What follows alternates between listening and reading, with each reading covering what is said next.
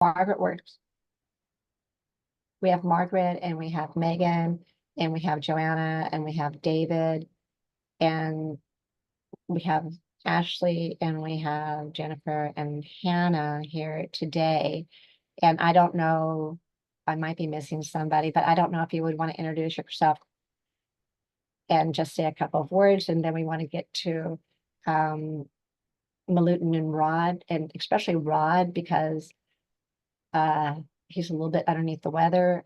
And unless Rod, you would want to go right now, that would be fine too.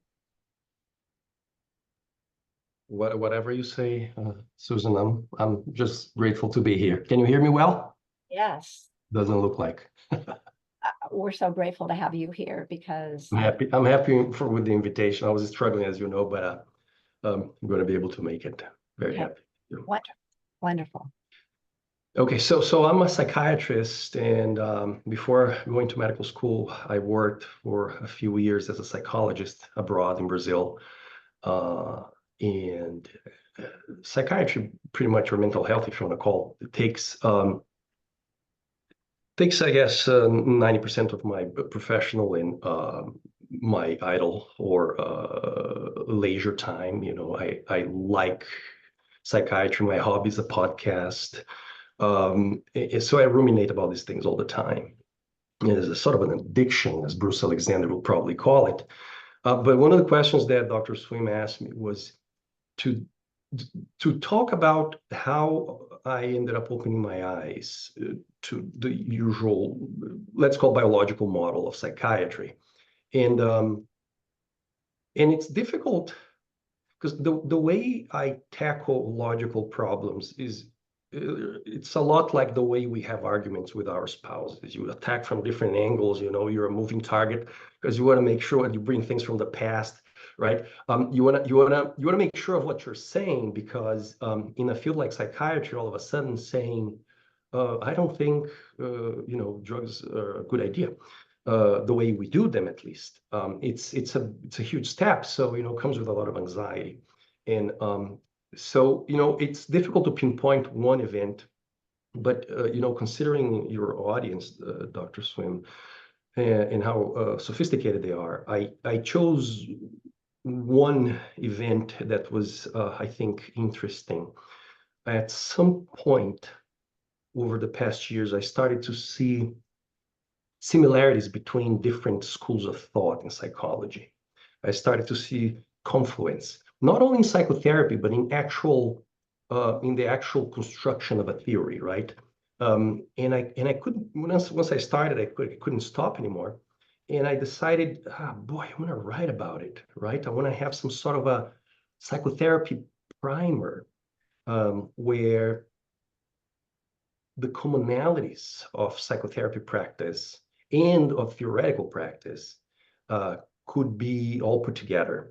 And my initial thought was, that must be what makes a difference, considering that every school of thought in psychology changed the lives of millions of people, and none of them were final. None of them are final, but yet they all brought a lot of benefit to people. Later, I said, oh, no, maybe a good part of the benefit comes from the difference. And why? Because, we have as many psychologists as there are brains out there, because each one of us has a theory of the mind. And if you ever try to teach or to discuss, let's call more humble choice of words, a psychological approach, you're going to find out that you're going to find this full agreement and this spectrum to full disagreement, right? So, but I was like, okay, I know behaviorism. I can, without any false modesty, I can say I'm very well versed in behaviorism, in the philosophy of it. I am fairly well versed in psychoanalysis. Then I have Maslow, then I'm solid. I have Jung, and but I still felt the task like I was in over my head. So I invited some Brazilian friends, as I usually do when I have an idea. I need to test it, right? Especially because of my podcast. Before I open my mouth, I want to make sure that it's logically sound and that I have received enough criticism and prepared or addressed them. to see the flaws of my thought process, because that's all we have when it comes to thought process, right? We have all our blind spots, and you've got to expose yourself, or there's no learning. So I invited this group of Brazilian friends that were all psychologists. It was a Jungian, Lacanian, and there was this girl. She's a bit of a behaviorist, but not for her technical soundness, but because she has this wonderful talent of translating the complicated language of theorists into everyday conversation. She's just like this blessed human being, a wonderful therapist on account of that, because you can look at a patient and start talking about whatever, the myth of the hero or something, and then contingencies, and people look at you and say, all right, doc. So we started to have these small discussions where I had the prime already, but I needed to test it. And it didn't go too far because I found out, well, I kind of knew it, but I was hoping they were over it.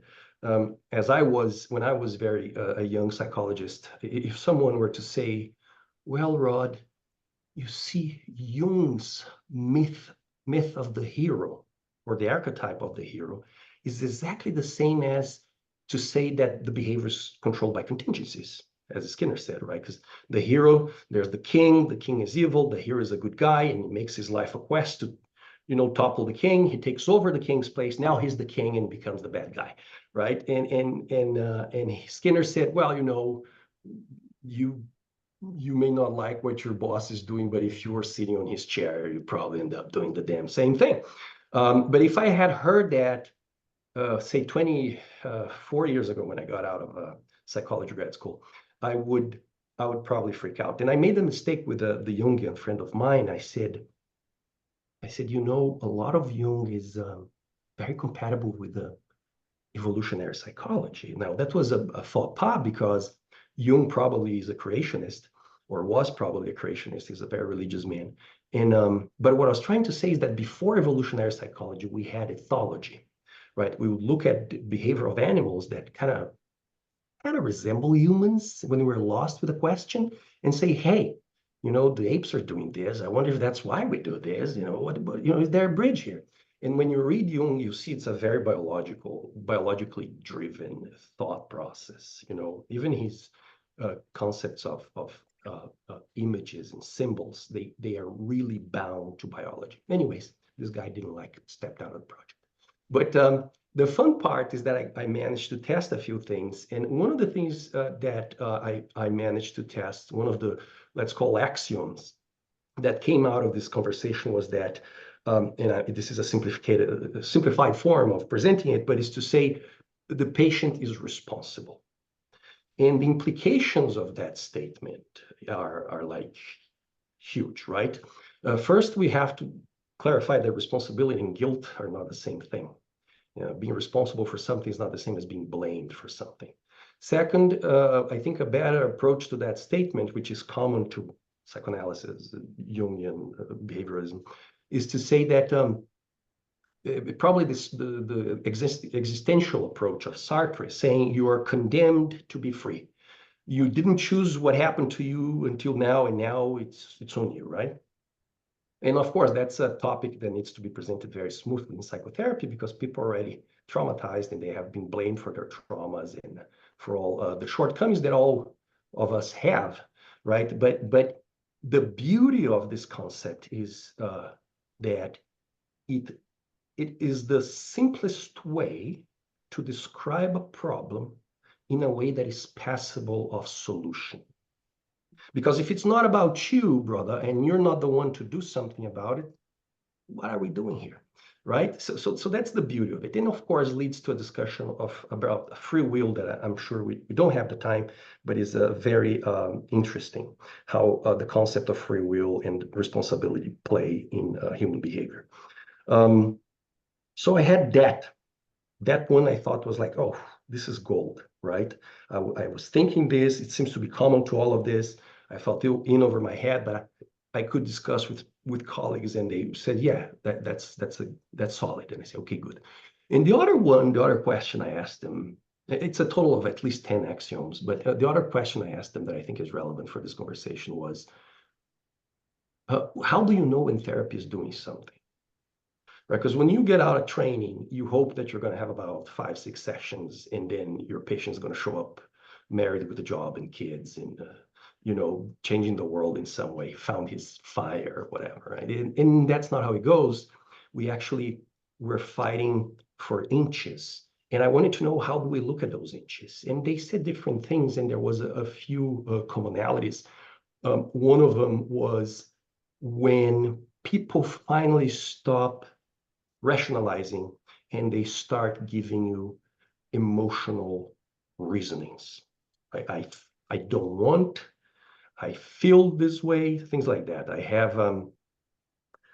could give 1,000 examples, but you guys know what I'm talking about, as I expected. And I wanted to give a nickname for that. I said this is going to be called a unit of therapy progress, right? So because my whole goal is to make it teachable to people in my field, and people in my field. Those concepts are pretty difficult to embrace for them because, you go to medical school and residency are compliancy tests. Now, can you listen and repeat the way we want you to repeat these tasks and these words enough times until we give you a certificate? There's not a lot of time for critical thinking, so it selects this sort of a proficient test taker, compliant kind of person, right? There's no place to if you feel a lot of emotion reading, like now I'm doing my recertification for my boards, and the articles, some articles are very good. There's an article pathway. You have to read it and answer questions about it. But when you go to the questions, you see the bias. They say, hey, nothing works for this. If something works for this, could potentially be, like, here, a clear example, medications to prevent PTSD in the aftermath of trauma. So nothing works. There's nothing. Sorry, we tried. If something could work, there's not data enough for that, is hydrocortisone, which is a drug that will potentiate the reaction in reality, while all the other ones that numb you will make more likely that you're going to develop PTSD, which is for us, because we have the proper brains, the same way as saying some pain is meant to be felt, right? So when you go to the questions, then you see the bias of the author saying, hydroxyzane is a good idea, isn't it? And the answer is yes, it's a great idea. And so, it's a pro-drug kind of a thinking. But there was I with at least these two concepts. And then I decided to apply these two concepts to the biological psychiatry and see how they match what we are doing. So the first one, responsibility.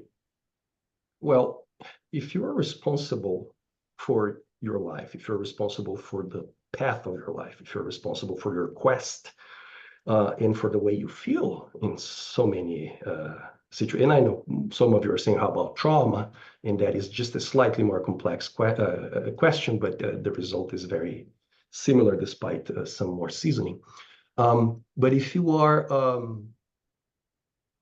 are responsible for the way you feel, and the question feeling, right? The emotions, right? Emotions have, from a philosophical perspective, two components.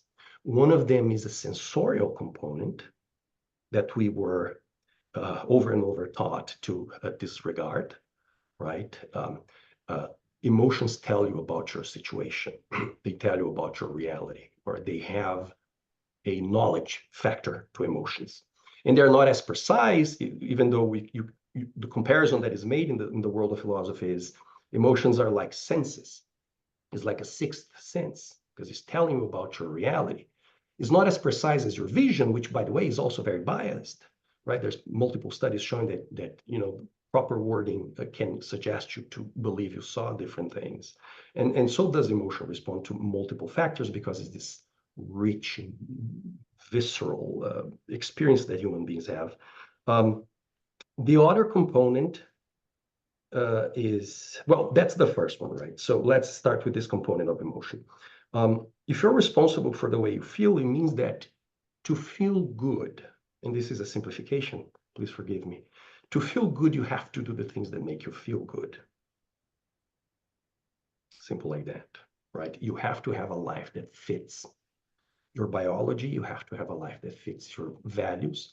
And such is the capacity of human brain that we can overcome those things. Then you're going to have a man that lives happily in celibate. You're going to have a man that lives happily isolated from the rest of the world. But despite those exceptions in general, and based on our biology, we have this set of emotional needs. And you have to engage in some things to respect yourself as a biological entity, as an emotional entity, as a human being, call whatever you want. All right, so now emotions have they are a reaction to good part of our reality, also our history of the relationship with this reality. And I'm responsible for doing the things that will get me to have some sense of well-being, turn my life into a quest, have friendships, I don't know. And then when you look to biological psychiatry, what is that we do with emotions? And we invalidate them. We say, there's a disease in your brain, right? There's a disease in your brain, too bad. It's a biochemical imbalance. And that's one of the reasons why when you are presenting arguments like that, you have to be able to hit from different angles because, and this has happened multiple times to me when I look at someone and say, oh, wow, you know, the whole biochemical imbalance thing, it didn't pass the test, you know, the null hypothesis was not refuted. We couldn't prove it. And frequently the answer is, yes, it was. And that's it, over, right? So you need more arguments than that because people believe whatever they want. So now I have a medical art dedicated to suppressing whatever you're feeling under the guise of treating a biochemical imbalance, like, or as I like to call them, I'm inducing a desirable impairment from that perspective. I'm suppressing your emotions, your negative emotions, without learning from them, right? That's the first aspect. The second aspect was the motivations. And another component of emotional experiences, and this is also a very long discussion that I find fascinating, is do emotions motivate behavior? So Skinner in the 50s said, no. What motivates the behavior is the situation that makes you feel that way. So, for example, do fear motivates the running if you see a grizzly bear? And Skinner said, we could be, but if we want to make a science out of this thing, no, the grizzly bear motivates everything. The running and the fear, right? They're all a package, all the same thing. So from a behavioristic perspective, emotions don't have a motivation component. But from a pragmatic perspective, and from the perspective of every other, let's call school of thought in the field, emotions do have a motivation component, right? And they have a very specific, each emotion has a very specific agenda. So if you're angry, anger has two goals. One is to cease to exist, and the other one is to do whatever makes it cease to exist. So what makes anger cease to exist is hurting something or somebody, right? Love wants to cease to love. And when I say love, I may be talking about passion.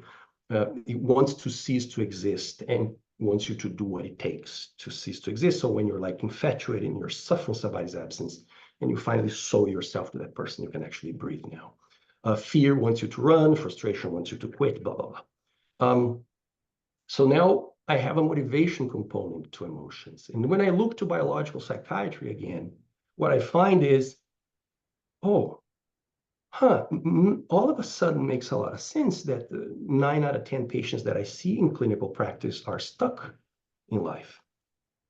Because I'm not using the emotion that they're feeling that should have which depression, according to Paul Andrews, depression is a problem-solving emotion.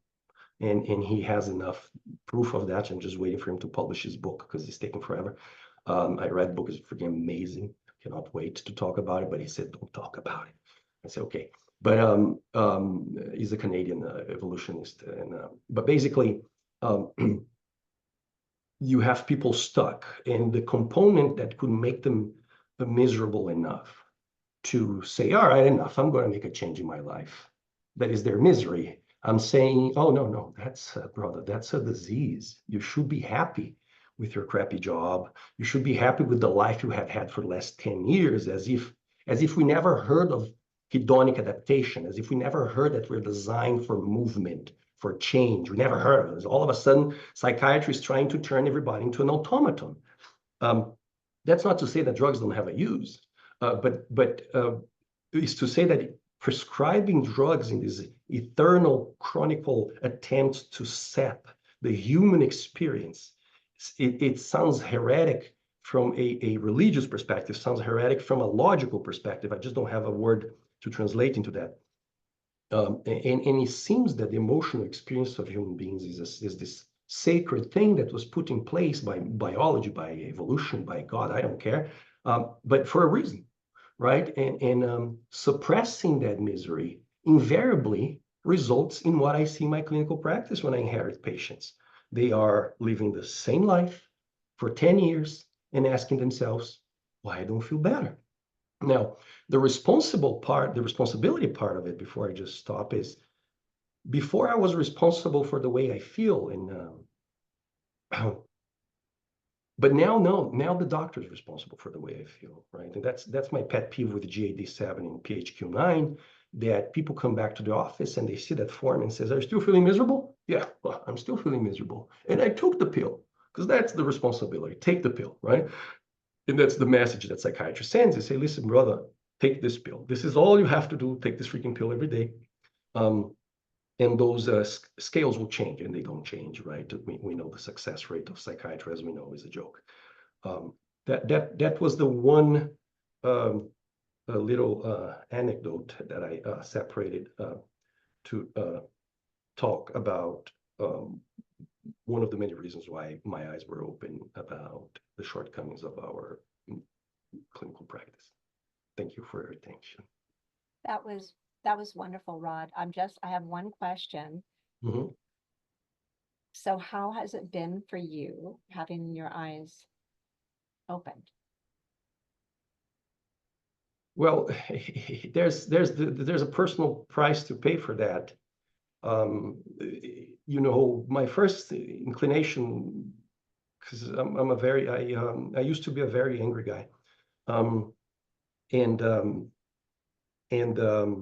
so my first inclination was to say, you know, I read one book too much. You know, it was a very arrogant position. But then I spoke to a lot of people, and I remember talking to Hayes, and he said, Rod, if people have the tools, they will embrace it. So I said, I'm going to put together the tool. Yet is not true, right? Yet is not true. Why? Because, you know, motivation is a complex matter. People don't go to become a mental health professional because they want to, sometimes they just want to pay their bills. You know, why is this guy talking about all of this? Now I have to revisit everything that I do seriously. So what this kind of approach initially came with a lot of friction and a few lost friendships, but also a lot of anxiety internally, because I said, well, so it's the same as saying that none of it is true? None of it is helpful? Is there a model where a psychiatrist can offer something to someone?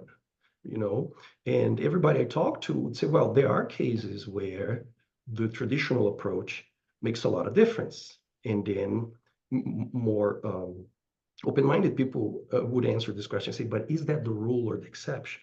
And the more grounded people say, it is this exception. Yeah, you know, when here's a way to summarize that. Everything we know from psychiatry may very well be true, but is a state of exception. If it is a state of exception, is as damaging as we know it is by now, should we be passing a sieve through all the population to see who responds to these poisons?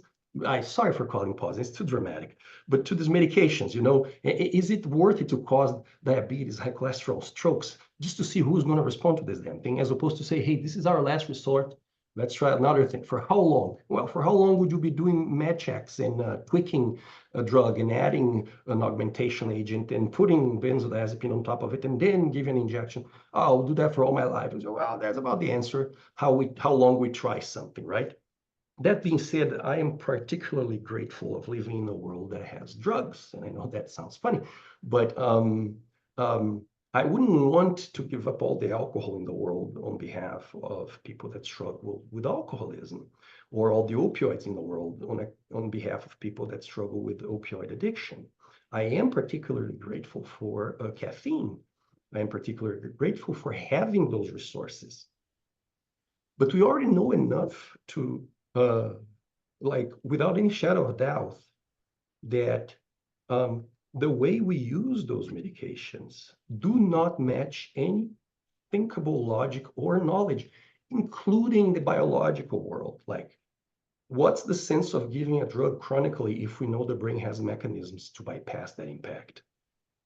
Right? What's the point, right? And that, I heard a guy that is Dr. Bellmaker saying, I wrote that in my book, and I say, oh, like I'm in good company, right?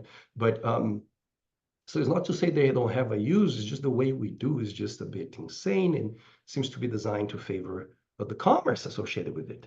So back to the question, I did have a lot of frictions, and I did have a lot of frustration. But recently I started to expand my private practice. And of course, my idea was, let's start in Rhode Island, where I am. It's going to be easier. Just get some psych and peace, train them, and we're going to do this thing, right? The way that I created this alternative paradigm that is nothing really new, it's just an amalgamation of things. But no, what happened was finding the right brains is so difficult that I did a LinkedIn recruiting. I got 40 people. I presented the project to about 32 that attended, and 7 of them are coming on board. Unfortunately, 1 in Florida, 1 in Oregon, 1 in Maryland, 1 in Mass, because we are fighting all this machinery that says there's a brain problem and you need these drugs, right? So if you say otherwise, you are a conspiracy theory, you are nuts, And I heard that from people that I really like work closely to say, Dr. Nardi has his theories. And, back in the day, I would just destroy them with a few comments, but I'm past that time because I'm finding a lot of gratification these days by being the right company. The question about the book is not published yet. So if I were to tell you, it will be unfair with my friend. But I promise I'll let Dr. Susan know, because I will be advertising this book a lot, just the same way I advertised the Psychopharmacology Reconsidered, in the same way that I advertised this conference, because if everybody opens their eyes, my career is going to be much more pleasant. This is a selfish way. So as soon as this book is out, I spoke to him yesterday. I said, dude, finish this damn thing. But as soon as this book is out, I'll be talking a lot about it in my podcast. I'll let everybody that I know that the book is out. But basically is this lengthy, super intelligent, and very difficult to fence off argument of, okay, depression plays a very important role and we should not be suppressing this mess. So we'll look forward to that, and maybe invite you back to be able to talk about that when the book does come out. It kind of reminded me like of, those movies where if I tell you about it, they're going to kill me, so stop it. So I don't know if maybe, Milutin, if you would like to talk a little bit, and then we could open this up to some of the people that came today to be able to tell their stories that I think fit very much in line with the things that we're talking about. So would that be something that you would want to do, Milutin, then? So there you are. Absolutely. Well, it's gonna be hard coming after Rodrigo, since his story, and I mean, what I notice is each one of us, when we speak, there's so much overlap and so many, just logical questions. And I found it funny how he said Nardi has some theories, and that's, I think, something each and every one of us has heard. So yeah, my name is Milutin Kostic. I'm a psychiatrist from Serbia. Uh, and as every medical student and psychiatrist, when I finished medical school, I wanted to do genetics and morphology and, find out what shape of the brain and what genes influence a person to do this or that. And uh, it was exciting, and it seemed so novel, so, futuristic. And as it was going, honestly, I'm not sure I even saw how much I was getting, losing my enthusiasm, because you have to finish. It was my doctoral thesis. I have to finish it. I can't, pose these questions now. Now is the time to do the job right. But actually, in the back of my mind, it was like, and now I say it, I was noticing that it was a house of cards, that it sounds so nice on the outside, and then when you open it, you see an empty building and there's nothing in, and it's all. And I mean, even today, I do think genes are important, and I do think, and Rodrigo was talking about the biological aspects and Jung, etc. And some of my emotional aspects are there, in this sense that, yeah, genes do play a role. I mean, it's this basic premise isn't ridiculous, but this jump we need to make, and we need to make it because, amongst other things, and this is what I found much later, because of the financial conflicts of interest that promote these types of stories, this jump from, yeah, genes do something, to, yes, genes are the absolute factor, and we know how, and you have this disease, and the changing of the person in front of us. And you were, Susan, talking about how this person in front of us changes when we tell them, you have this disease. uh I was fascinated.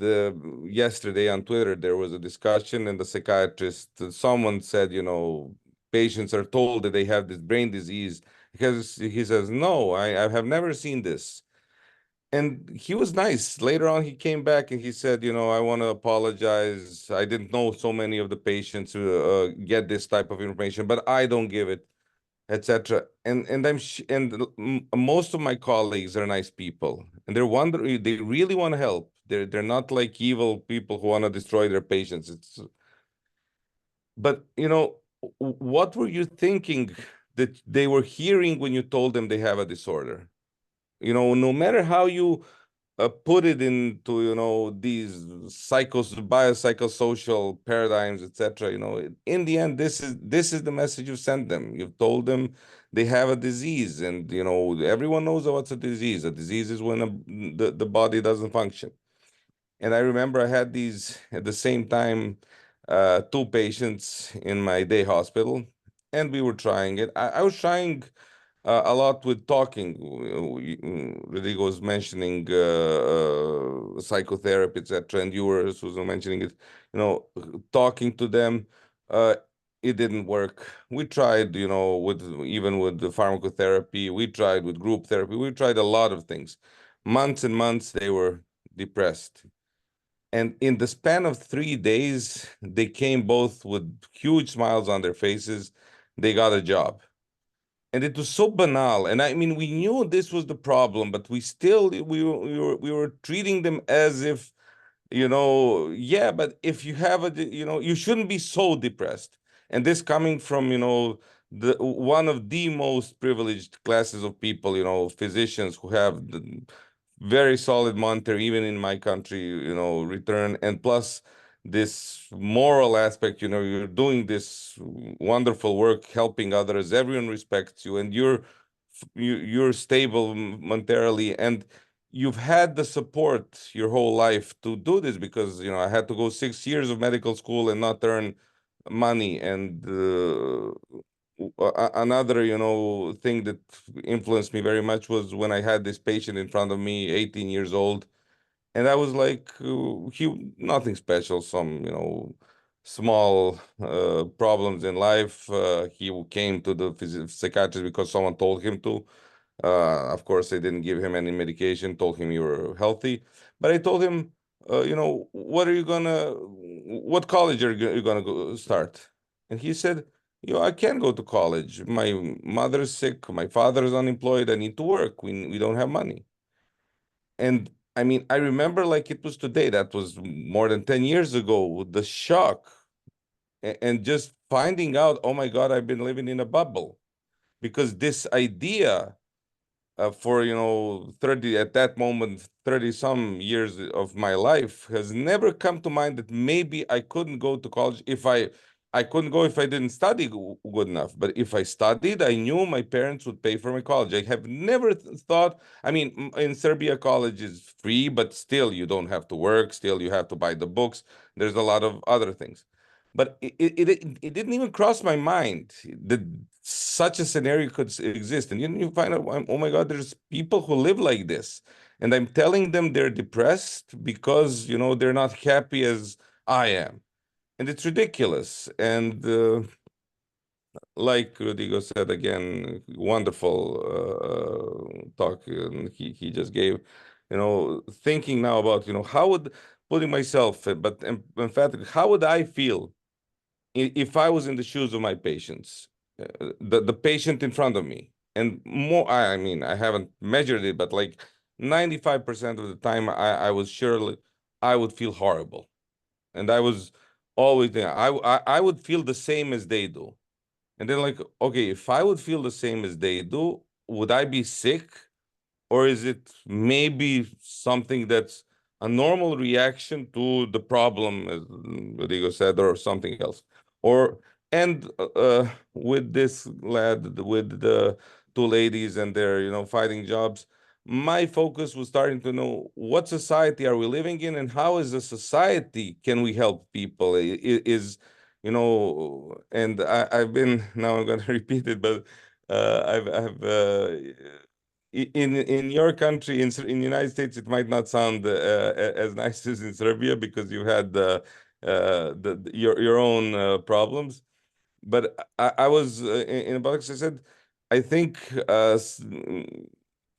most of my patients would be better if first we got better workers, right?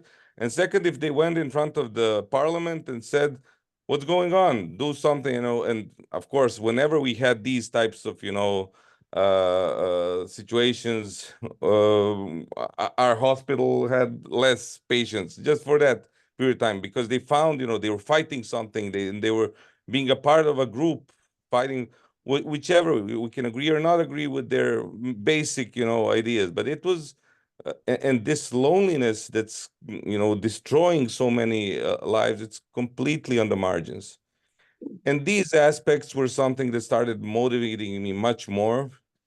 And then I was putting this view, these people living in a society emotionally reacting to the news and everything that's around them, and then juxtaposing that to the what's inside your gene and what's inside your brain and why are you this, and it suddenly seemed so ridiculous, so robotic and inhumane, and and it is an ideological thing because again the aspect is it actually doesn't serve me well, because it would be better for me to say, oh no, we live in a meritocracy, and these people feel that way because their genes are worse than mine. My genes are great, my genes are solid, and I'm not depressed. But actually we would dealt completely different cards, and it's very hard for me to say, yeah, I'm not depressed because I was lucky, and that's all there is. There's no higher truth behind my genes or my morphology or something else. I was just lucky. But the luck is not just, this abstract concept. Luck is part of a society that decides how much luck will be for most of its people, or will it be just for the elite few who, capitalism decides are the ones who deserve it most?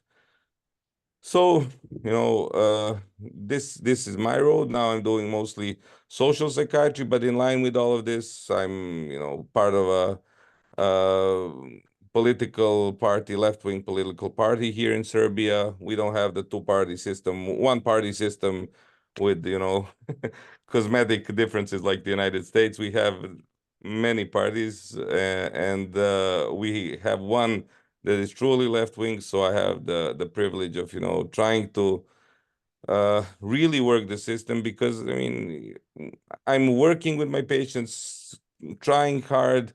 Sometimes I want to believe I make a difference. Do I or not? As Rodrigo said, it's very questionable, but give me this little hope that maybe I'm doing something, but I know it's just, one speck of sand on a huge beach, and in order to do more, we need to go on a social level. So this is why these types of, communications and finding out about people who think similar and, connecting is so important. So yeah, that's about it. Oh, that was great. Both of you guys just have all these wonderful ideas. I could just see everybody's faces kind of like generating new and new thoughts. I was thinking about opening this up now to some of the people that came that were, because they were also able to hear these ideas. And then after that, maybe we could do, if you want to do breakout rooms, you could do breakout rooms, or we can do it whatever way that we want to, so that we're getting everybody's voices in here. But I would like to, we have some people with us that I think one thing that was common for all of them is that either they themselves or a family member was diagnosed with a severe mental health narrative.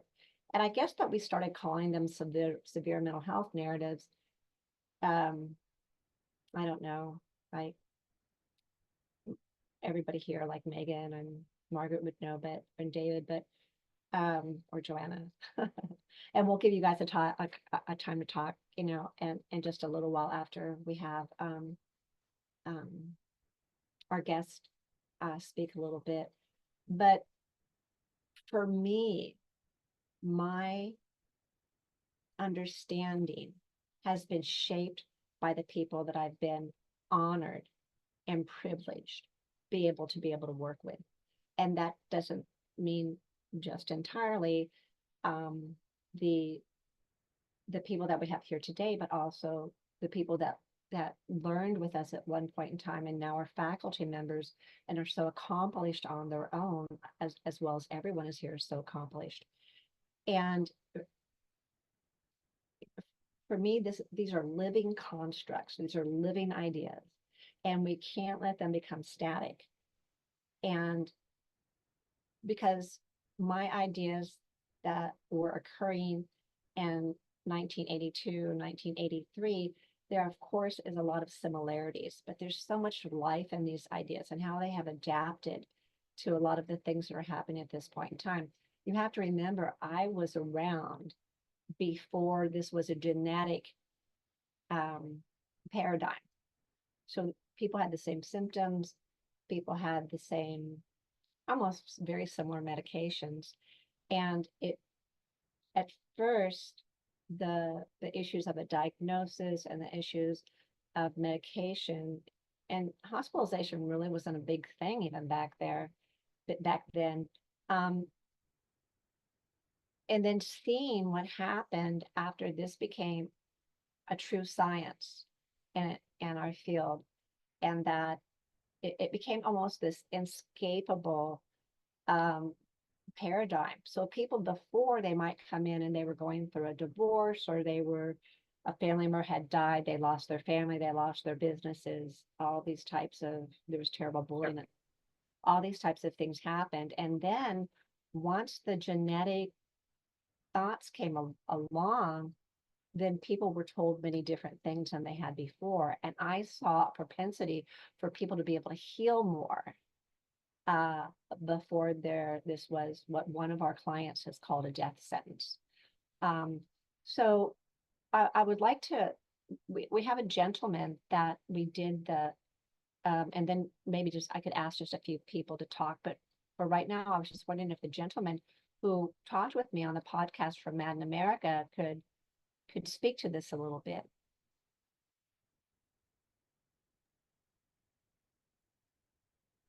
Hi, how are you, everybody? Hi.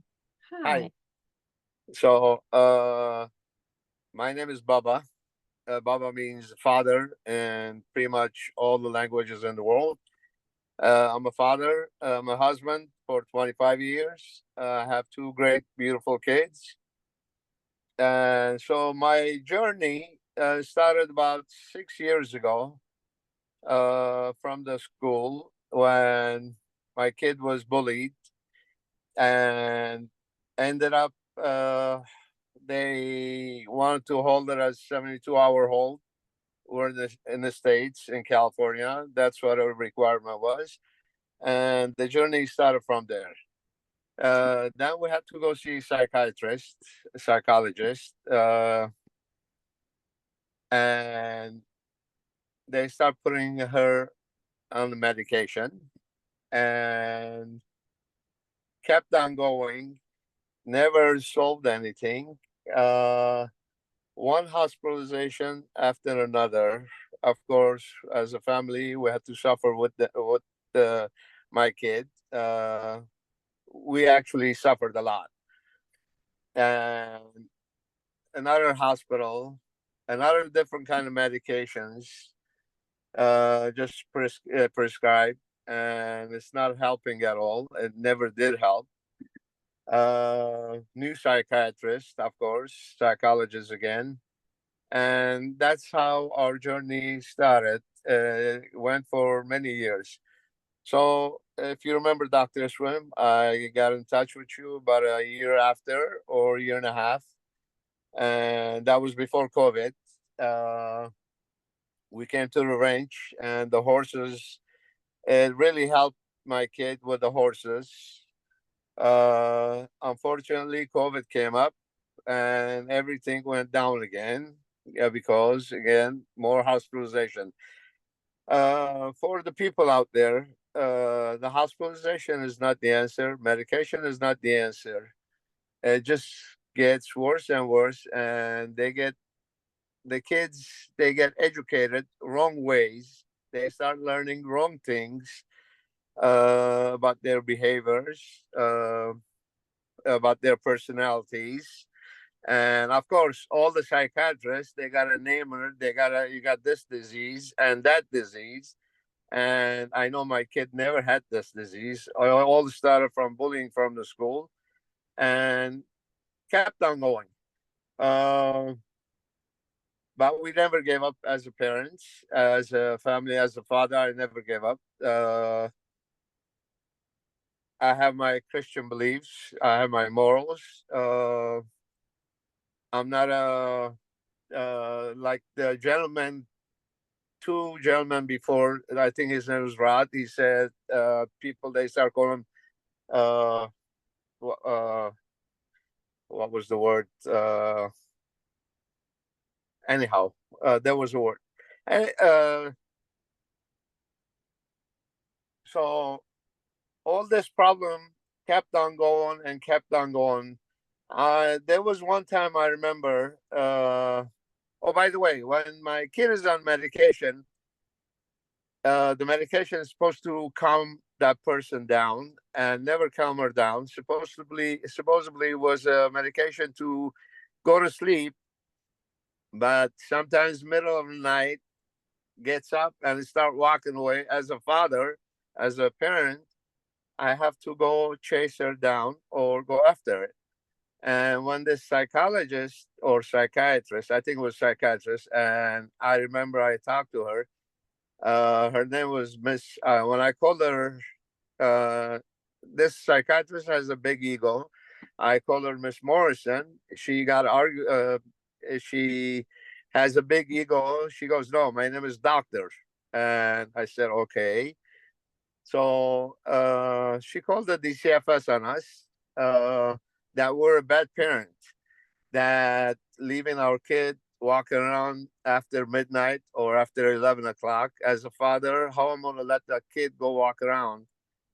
I love my kid. And we got named as we're bad parents. And it got deeper. But I was having my therapy actually with Dr. Swim. I became a life coach. I never gave up on my kid. Long story short, this medication never worked. That was about 2.5 years ago, I'm going to say. And my kid was saying, Dad, why you don't talk to me at nighttime? I said, you know what, honey? Every time you take this medication, oh, I used to tell her, you know what, we'll talk about it in the morning. Dad, why you don't want to talk to me at night? At this point, at this time, I said, honey, every time you take this medication, you're not you. You're becoming a different person. And I could see it as a father. I've been a father for her all my life. I see it. And eventually I started slowly pushing her. I asked the psychiatrist, can you bring it down a little bit? Bring it, even though a small amount of that medication was still no good. It started from 2 milligram, 1 milligram, small, and then half, and then a quarter. Was still bad though. I remember that day. One morning we were having a conversation with a psychiatrist. I said, "Please, can we just stop it?" He goes, "Well, it's going to take some." And my kid said, "Dad, do we still have some extras?" I said, "Honey, we have plenty extras at home. Don't worry. Let's just try it one day. That's all, just one day." And that was the day. Honest to God, everybody listened to me. That was the day. Then she stopped and never looked back, honestly. And this is how it ended. This is how it ended. Became normal person again. I have my kid back, going to college. Of course, all this time when she was having all these issues, she was behind on the school in a high school and had failed grades, this, that. But anyhow, we survived. We managed. The point I'm getting to it, it's all that years with this medication never solved anything. It was just medication after different medication that they couldn't figure out, oh, you might have this, you might have this, instead of sitting, talking. So I became a life coach. Dr. Swim taught me how to become a life coach, me and my wife. And I'm a very good, I think I'm not educated like some of you doctors out there, but I think I'm a good life coach. I work at a mechanic place. I'm a mechanic. I work on cars. I see customers all the time, 20, 30 customers a day. Honestly, I get in the conversations. Sometimes they come with their kids, and half of the customers, when they're walking away, they go, "Hey, man, can I get a hug?" I said, "Sure." So, yeah, I don't think I'm a bad person. I'm not educated, but I'm a human person. Oh, the point I was coming, what was it? Realitist, conspiracy theorist. I'm not a conspiracy theorist. I'm a conspiracy realist. That was the point I was coming. The gentleman earlier, that some people, they called him. So maybe I went off the subject a little bit. I'm very happy as a father. I'm a great, I have two beautiful kids, and I'm proud of them. That's all I could say. the medication never worked. I don't think medication it's for everybody. There's a lot of money involved in medication. I know a lot of psychiatrists, psychologists, they want to make money. Money's fine, but helping people, it's a right thing to do. You know, it's a right thing to do, helping people, not by medication, by having a heart, open your heart. And that's all I'm going to say on this one. Okay, I'm just gonna ask you just a couple questions, if that's okay. Thank you so much. Sure. Today. So a lot of people are maybe curious, how did this happen, that your daughter went from being forcibly put in hospitals to now having a marvelous life, being happy, and not identifying as a severe mental illness narrative, not identifying that there's something wrong with her. What kind of advice would you have to us as professionals, that's important for us to do? I think number one thing is not just first option is not medication. To see that kids issue, what kind of issue they are having, or to see where they're coming from. First of all, a broken family or not a broken family. And again, first option is not pushing the medication, because it never solved, Dr. Strum. Never, from the first moment, never solved.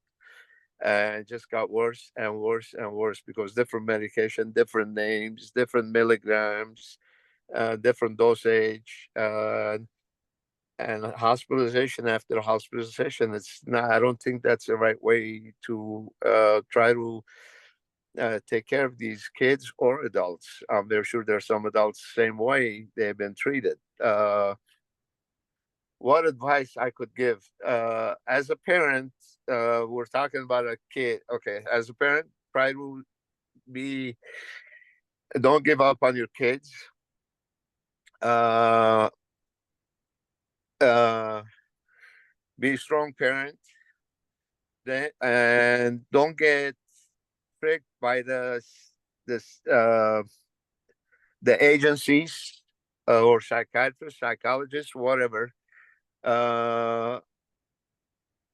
Yeah, don't get tricked, and that your kid has this or that.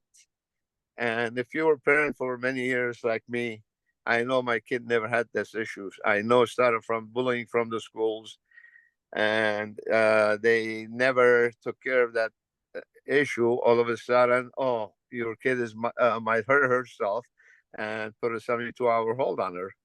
And that's how all started. And it was a long journey. Of course, from the stress about 2.5, 3 years ago, I didn't want to show it to everybody. I had from the stress, I had a heart attack myself. I had open heart surgery, but it's okay. I'm a believer. I have a strong faith. Never brought me down. I'm perfectly fine again. I look at this life, my physical condition, I'm saying, it was a part of a tune-up. Tune-up, we call when you take care of a car that has an issue, you'll take care of it.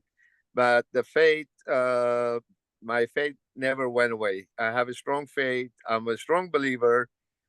And we have a creator that I believe in very strongly. What kind of advice? Again, they advise to the medical field. Number one thing is not just give that person a medication, try to solve the issue. It's not going to solve it. You have to sit down with that person, try to find their background. What was the main cause? What was the cause? There has to be a cause. Things never just blows up all of a sudden. It has to be a cause. And like I said, my kid's case was the bullying. And we didn't see it and started from the public school. Doesn't matter, public school, private school, they all have bullies. And when somebody's nice, they're gonna take other kids. They're gonna take advantage, and unfortunately, it did.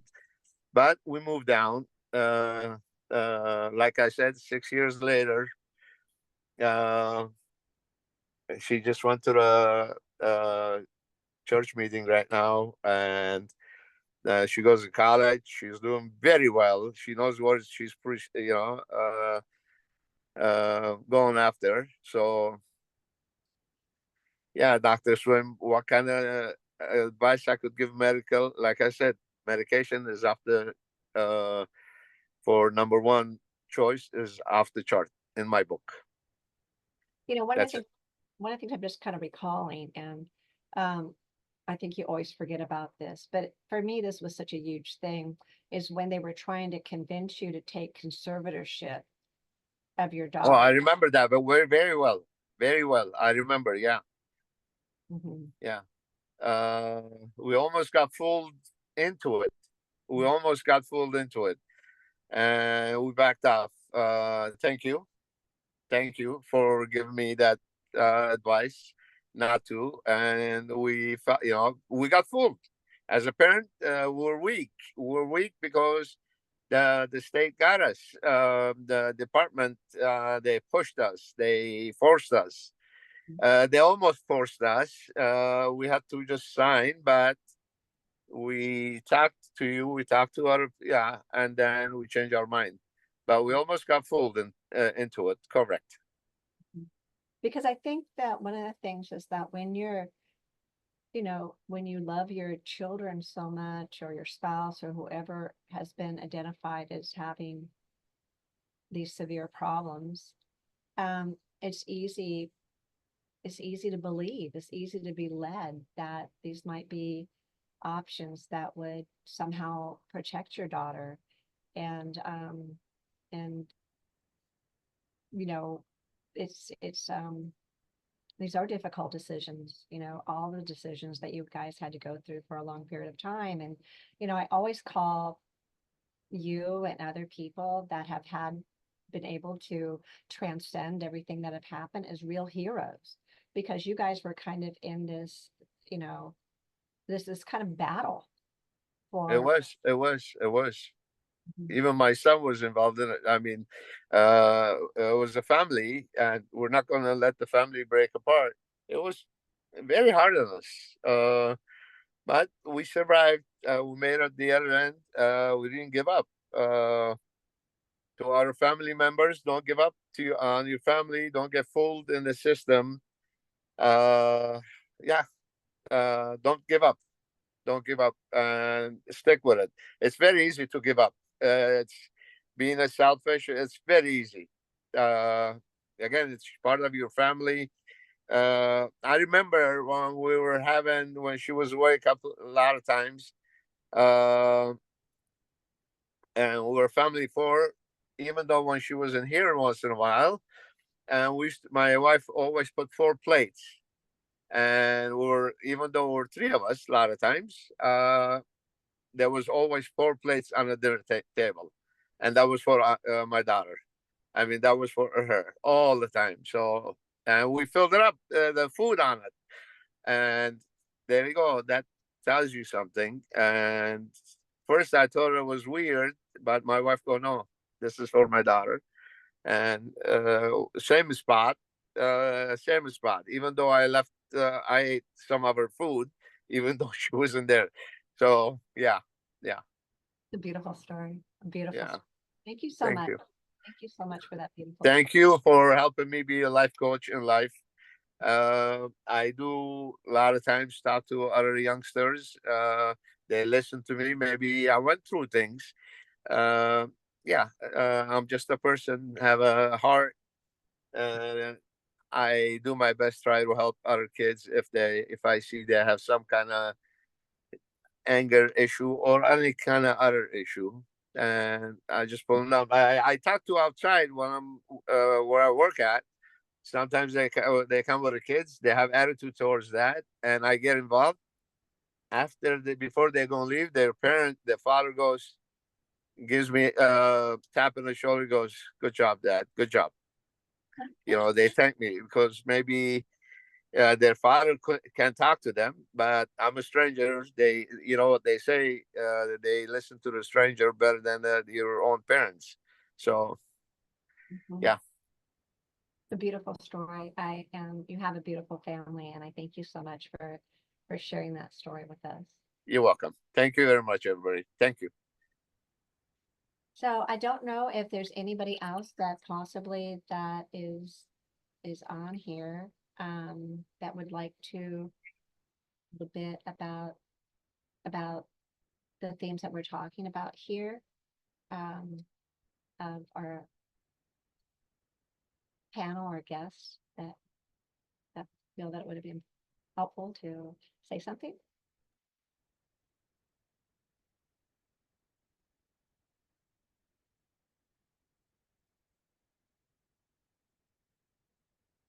Susan, this is Laura. Would it be okay if I just share briefly about the girl I used to bring to the equestrian center? I think that's wonderful. I think right before Ashley had taken herself off of mute. Oh, okay. Go ahead, Ashley. Thank you.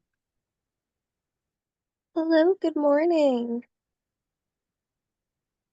I just wanted to take a moment to thank everyone for being here and being present for this conversation on how we can move forward in the future when it comes to working with people and working with the betterment of people as a collective. So thank you. Thank you for being present for this. And yeah, I would love to start off by saying that it's just phenomenal that we're all here to discuss this,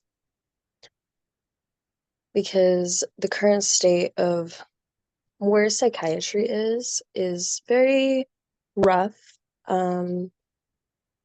It's very impersonal and not natural. And what I love that we do in the institution is that we bring the natural back to what it is like caring for people. So by putting people outside, giving people a connected community, being able to openly converse with each other as if we were around a kitchen table, does wonders. And I also want to say how much I love the title of the conference, Normalizing Ourselves for the Other, because suffering is an innate part of humanity. Like, some people obviously suffer significantly more than others, which is why they seek out help and why they fall down these rabbit holes of being medicated or hospitalized, or even within just seeing therapists for years that kind of enclose them in these boxes of different mental health narratives, or just the white walls of hospitals, which is not conducive to growth. I know personally that's, as an artist, as a human, that did not support me in my journey, but what did support me was allowing myself to feel my feelings and allowing myself to hold space for others to feel all these emotions as well. So to like extend and build off of that, I'm just so happy that we're able to converse about how do we hold space for each other?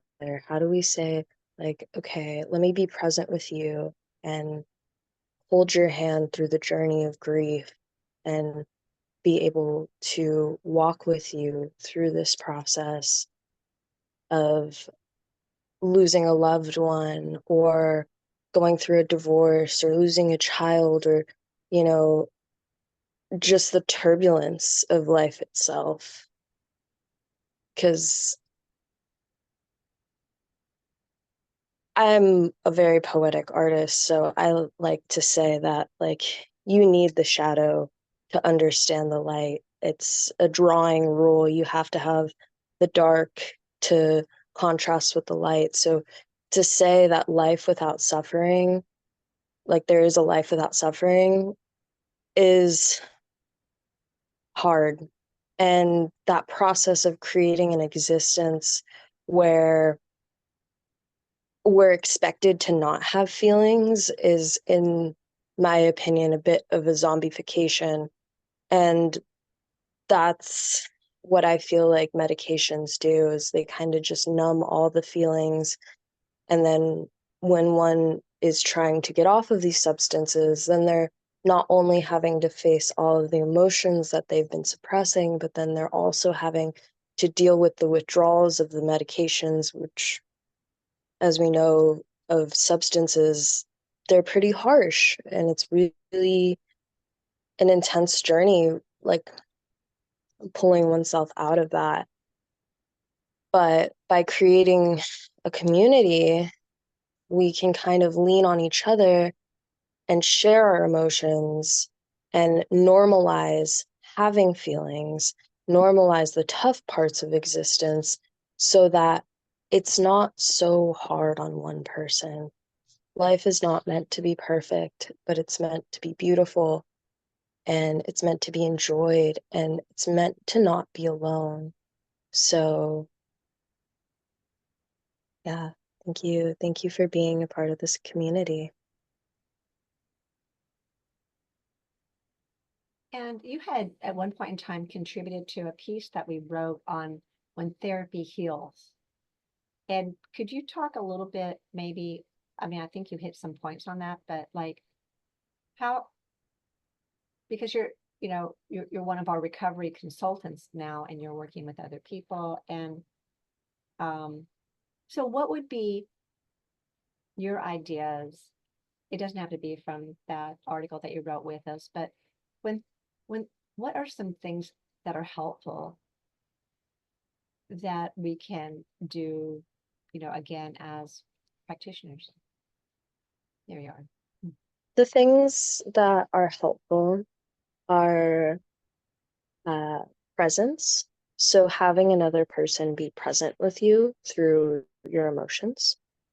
The normalization of one's emotions. Like, if it's like with a child having a tantrum, if you just go, oh my gosh, you're crazy, of course they're just gonna keep going and keep elevating it.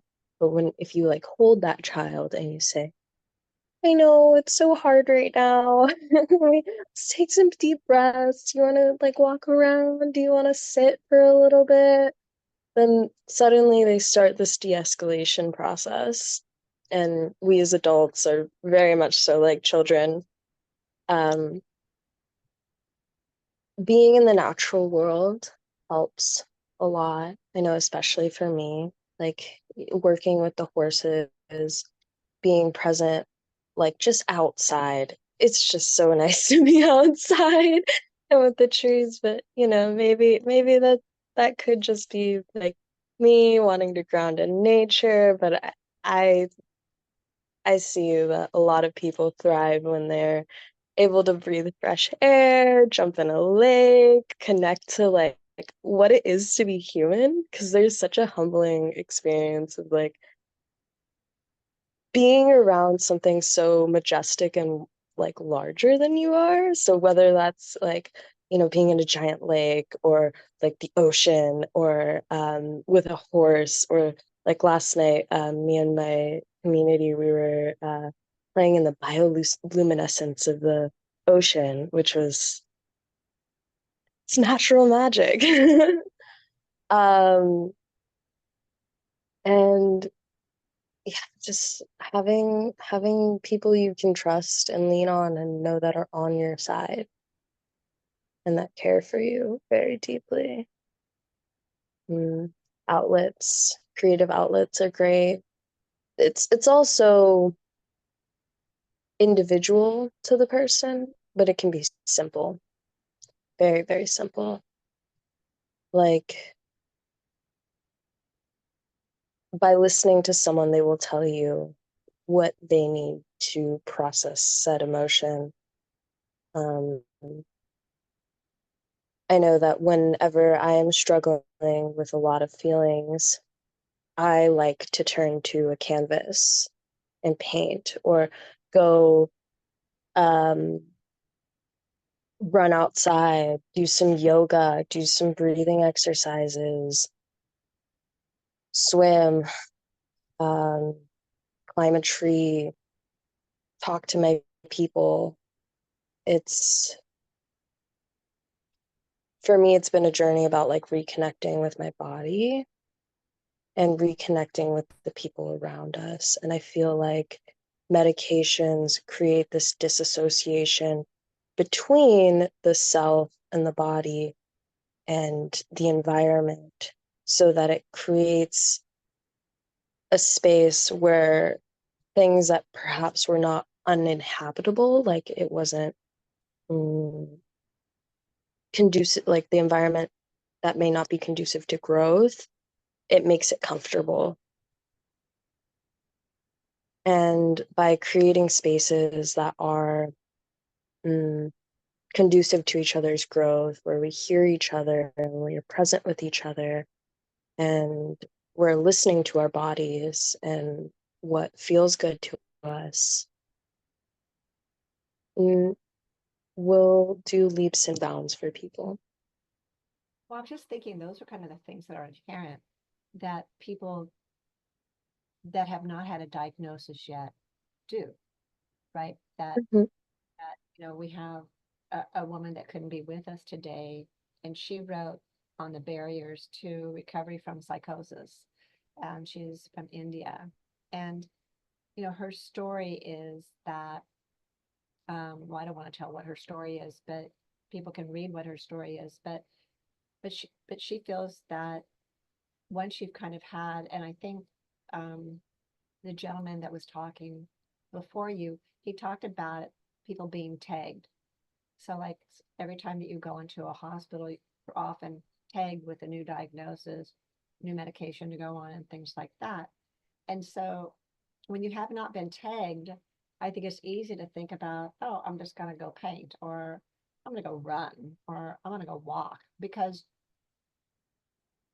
there's not that trepidation that it's going to get worse, right? That it's going to lead to another hospitalization, or you need to go talk to your psychiatrist because the medication isn't working because you're not feeling better in those types of venues. So it kind of gives you, I guess, those things that would be intrinsically inherent within you anyways, Mm-hmm. be able to do and find what to do when you're not feeling great about how life is going at whatever point in time.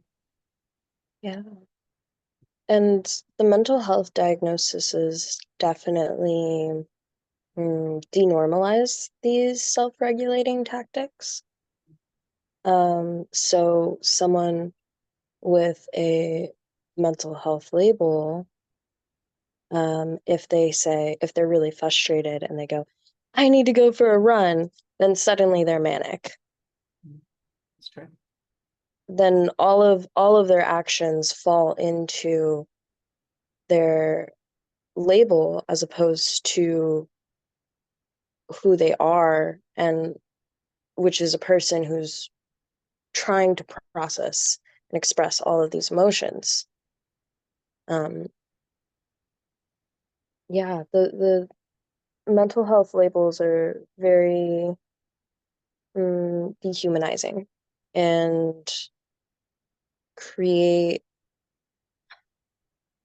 almost like a death sentence where people are just kind of like, everything suddenly that they're doing is like a problem with their mental health. Like if they go to the doctor and they say like, oh, my stomach hurts, it's not because of what they're eating, it's because they have anxiety. Or it's suddenly everything is this label, and it's like, whoa, like what is the root of this? Like what's actually going on? And it creates this really frustrating paradigm with the individual, because like you just feel like your brain's broken. Like if you're diagnosed with depression, it's not like, according to psychiatry, it's you have a chemical imbalance, not because your grandma just died and you're struck by grief, or, you know, and that's really, it's dehumanizing and discrediting, and it's not fair.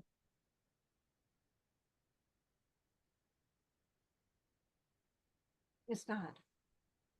And I think that's one of the purpose why we're here today is that, you know, at least for me, is that this is some of the unfairness that I saw a long time ago, and it's just gotten kind of more unfair. And I see so many people that have a mental illness diagnosis. And again, our colleague talks about this in her book, and all this will be on a PowerPoint for people to take home. But, you know, she said you lose your self-identity the first moment that you walk in for help, whether that be with a therapist or a psychologist or a psychiatrist or even life coaching. A lot of life coaching is geared towards this deficiency of what's wrong with you, rather than celebrating the heroes and heroines that send all of us to whatever may or may not be happening. And so, you know, because I lived in a generation where people did not easily get diagnosed. It was not a booming business. It was, you know, you had a couple of state hospitals. That was about it before managed healthcare. And so I could be as whimsical or odd or sad or happy or grief stricken or love broken or as I wanted to be. And nobody said, I think you should need to go see somebody. You know, it just was not the dominant discourse at that point in time. And if people ever went on medication, which some of those medications are used today, it was just for a little period of time to kind of take the edge off a little bit and then to get off of it, get weaned off of it as soon as possible. That was the goal. And it makes me sad to hear you say things like that, because, you know, one of the reasons why we do these and why Now I See a Person exist is it's a training and research institute. And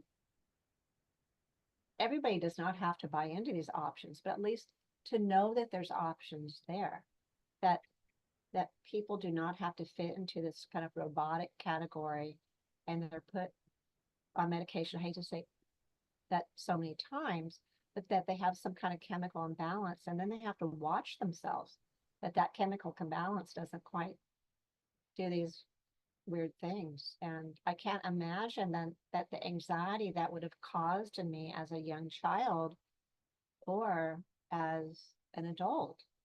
Like, I can be upset and I'm upset. And I know some of the things that help me, we're always learning new things, you know, but that self-confidence that things are going to righten themselves up instead of just stay the same way. And then,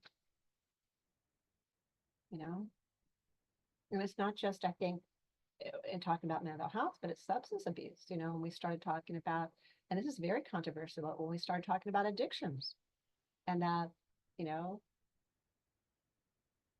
like when I was growing up again in the, you know, the 70s, where it was rare for somebody not to be taking too many substances for something, there was no addiction attached to it. And so there wasn't a lot of people that were addicted, and you saw that happening in the 80s where these substance abuse hospitals started opening and et cetera, et cetera. But that's another story. But I was wondering if maybe a couple more people might want to say something before we break and we go out into our breakout rooms. We might not even need a breakout room with this amount, but did anybody, I know that that Laura wanted to say something, but you know, Hannah, I didn't know if you wanted to be able to say something. I know that you've been here with your, Anna, with your child. There's a few people have their children with them today, but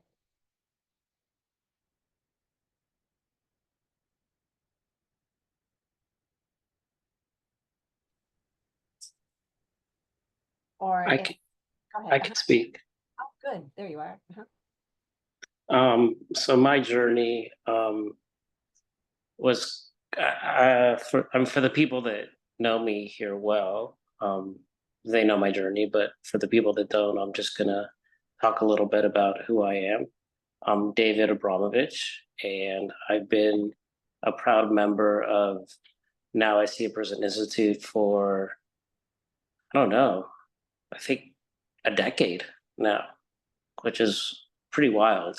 Um, but yeah, and I've seen miracles happen, but I don't even view them as miracles. I just view them as allowing life to unfold, right?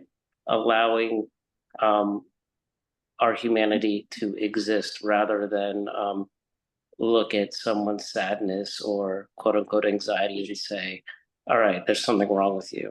No, it's just a moment in time. And I often talk about, that person just didn't get a break. And it's pretty remarkable that when that break comes, symptoms dissipate really, really, really quickly, and inertia starts occurring, and good things and hope and possibilities start arising that were probably always there before, but they were hindered by medicines that would make people so numb that they couldn't see what was in front of their face, or hindered by a diagnosis because of confirmation bias in society, and saying, oh well, I have X diagnosis, so X behavior must be a product of that particular diagnosis. And so I feel like you know a lot of times psychiatry and the mental health system is not conducive to healing. But yeah, I started out as a young lawyer, and didn't see people very happy, and thought, you know what, I don't like this. I can't live this way because I'm going to end up on medicine. So I went and got my master's in clinical psychology, with great hopefulness, thinking that I'm going to actually make the difference that I want to see in this world. And I started doing my hours at a recovery center that's quite illustrious in the Los Angeles area. For what reason, I don't know, but I was there and I saw zero hope, and I saw people getting worse, and I saw a revolving door, and I saw a facility that was just a money-making machine. So essentially, you would go there and you would be diagnosed, and then shortly thereafter, they would detox you or stabilize you, depending on whatever the presenting issue was to them, right? They didn't care about what you were reporting. It was all about them because they were the experts on your life, which is totally a contradiction, because what the hell do they know about my life? And I dive in and ask like real questions, and ask about who they were, just from a human perspective and curiosity. And I was damned for doing that, for not following protocol. So I said, you know what, this is not for me. I might as well go back and practice law and make $1 million and screw this. But that wasn't good for me either, because that's not who I was. I was someone that really had a calling on this planet, and I do believe in callings. And my calling was to soothe and heal and help and be open-minded and listen to people, which I didn't know how to do. because I was trying to do exactly the opposite. So I, by the grace of God, found Now I See a Person in Dr. Swim. And it was a very hard transition for me. My heart was in the right place, but my head wasn't. You know, Dr. Swim would often early on tell me, just listen with your heart, open your heart up, soften. And I did. And me softening had a direct effect on my client softening to me.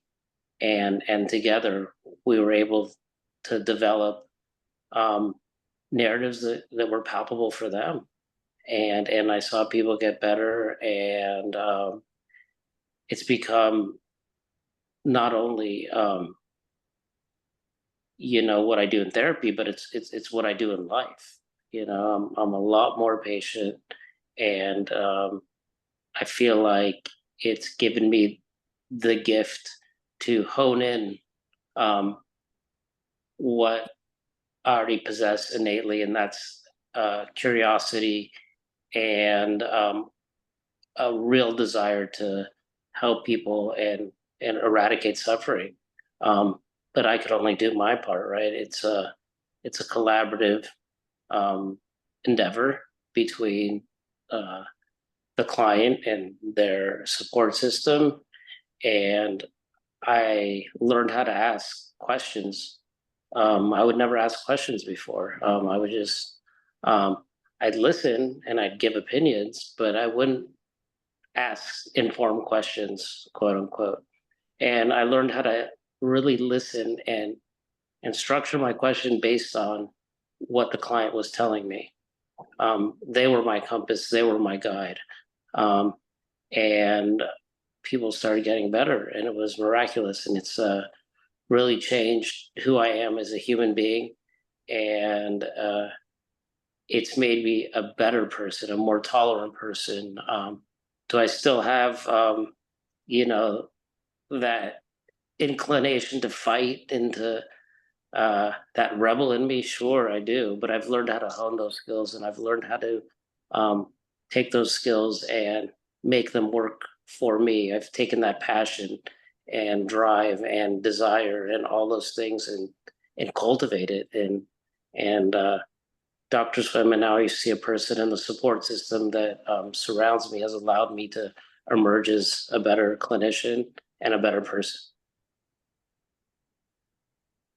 So that's my 2 cents for what it's worth. Beautiful, beautiful. It's a beautiful story. You know, in just a few minutes, I'm going to let Kelly speak next, but in just a few minutes, I'm going to talk about another person that was coming. A couple people got sick, and but they were asking about you the other day, and I'll finish that story with you. So, so Kelly, I know that you've been waiting. Would you like to tell a little bit about what you would like for us as clinicians to hear that about your possibly your experiences or whatever you would like to talk about that would help us understand what we might be able to do that could possibly be more helpful? Hi, well, you know, I've been on and off listening, and I think that one of the most important things is actually being heard. And, you know, with all the amounts of medications that I personally was put on, you know, when a doctor or a therapist or someone wouldn't listen to me, they were just adding more diagnosis and more problems. And, you know, one thing led to another. And, you know, like I said, it's just the not being listened to is one of the biggest things that I've dealt with personally. And you know, I think as human beings that's one of the most important things for all of us, because you know, to be listened to is such a gift, and it's such a hard thing for clinicians to learn how to listen, because I think they go into this field wanting to listen, but then they learn all of these theories of doing things, and they learn all of these labels to put upon people, and soon it's very hard to see the person that's in front of you, because you see so many other different things. And so Right. to listen is very, I'd say, you know, because I've been teaching for 40 years, and I would say that's one of the hardest things, is just to get people to listen to another person. Because Yeah. how is it not to be listened to? It's very confusing and heartbreaking at the same time. You know, if you're telling, you know, a doctor that, you know, this medication's making me feel a certain way, or I don't want to give that, you know, to my child, in another example, then it's okay, well, I always call it the try this. Let's try this medication with it, or you have to give it time. And it doesn't work out from my experience. Because even now, you know, I've been dealing with this for years, and even now, still, when I have, you know, even if it's just a simple ache or pain and go to the doctor, the first thing they immediately say is, why aren't you taking the medications that are on your list? Even though I've been off of them for, you know, almost 2 years now. Yeah. And so how is that for you when you go in and you have a physical complaint that has nothing to do with, I think it was actually Ashley was talking about that gets superimposed, right? On what's going on with you. Yes, because then, as I said, if they're just trying to get me to start taking that medication again, then that just shows that they're not listening to me in the first place. That they're just signing off on another patient, and I'm not just another patient. I'm, you know, I'm a person. Right. Right. Especially when they do it, you know, not only to, you know, like me personally, but to your children. Can you talk about that a little bit? Yeah, my daughter was court ordered on medication when she was about 7 years old. And it was our circumstances that were out of control, but they boiled it down to her being the one out of control. So for quite a few years, they had her believing that if she didn't take that medicine, that she would be dangerous to her friends. Oh, wow. And the people around her. And, you know, like I said, that was at age 7. Wow. And so you didn't have a choice, is that correct? That for her to be on? Correct. Correct. It was court ordered, and we were court ordered to go to the doctors that they sent us to. So at that point, we weren't even able to choose our own doctors or therapists. It was whoever they court ordered us to go to. That's kind of an interesting concept, isn't it? That the choice to see who you want to see is taken away. Yeah. I had more doctors than I can even remember. Because a lot of the times, the places that they would send us, I would see a different doctor every time. Because a lot of the places were clinics, you know, so I couldn't just say, okay, well, I want to see this doctor because, you know, like I said, it was court ordered and I had to go do exactly what they told me to. And if I didn't do exactly what I was told, then of course I was going against the court orders. So, you know, including taking the medications. And so at one point in time, you thought that was beneficial. Is that correct? Yes, I thought that that was the way that I was going to have to live for the rest of my life. I thought that, you know, with the diagnoses they gave me, I believed them 100% that I wasn't normal and my kids weren't normal. And I just gave into this, is just how it's. Can you hear us okay? Yeah. Yes, now I can. Yeah. Okay, great. You were just breaking up there just a little bit. Okay. So I remember I didn't know that your children were placed on medication at young ages. And so none of you guys right now, as far as I know, consider yourself a mental illness narrative diagnosis, or that you need any kind of medications or anything No. like that. So was it easy for those ideas to dispel, or No. No, I still struggle with it. Um, just the basic, like if something is going wrong, instead of automatically the first thing I'm thinking is, okay, well, this is going wrong, I immediately think, well, maybe things wouldn't be going so bad if I actually was on the medication. Mhm. But then I know that that's not true, because I just push through it, and then, you know, everything ends up fine anyways. But it was the actual coming through and realizing that I really didn't need the medication, and that it was making me into a person that I really wasn't. And it was the same with my children, or my child, I should say.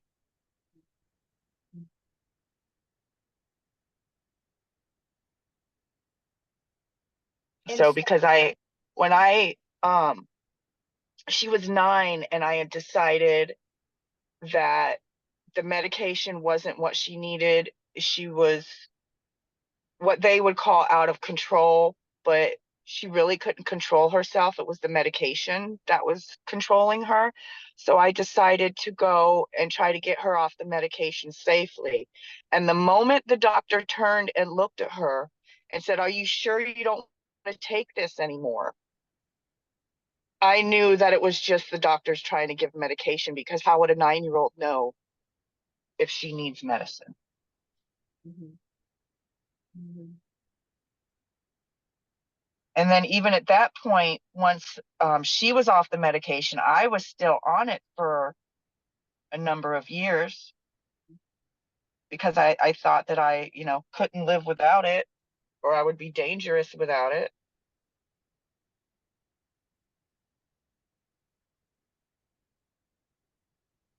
And then how did you find out that that wasn't exactly true? Well, I just had to go through it. It took a long time for the medication to come out of my system. Like, I didn't even really know, you know, who I was anymore. Or I remember you asking me, "Well, what do you like to do?" And I couldn't even tell you what I liked at that point, because it was just waking up and taking medicine on time, and, you know, falling asleep for a nap, or getting up to take this medication. It was, my whole life revolved around that. Mhm.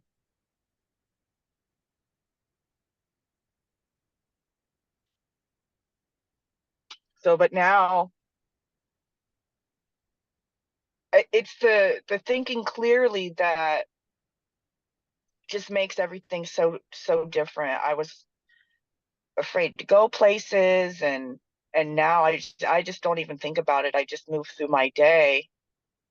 But I know that if I constantly was thinking about it, then I would be a mess. Mhm. Mhm. You know, that's just so interesting because because I had forgotten that you were afraid to go places. It's so Yeah, funny. It's funny because you do a lot of driving, you know, like right. I'm everywhere now, and I was afraid to get on a bus or walk down the street to the store. Mhm. And now I'm always in the car driving somewhere. Mhm. So, you know, one of the the thoughts that we had in doing this is having stories of how people found freedom. And so for me, listening to this, that's what this represents to me is that you found freedom. Yes. Yes. I was completely dependent on the medication and what everybody else was telling me. I didn't feel like I had a clear choice whether that, this was good for me or that was, bad for me or not, because I was just following, the people that I thought that were trying to help me.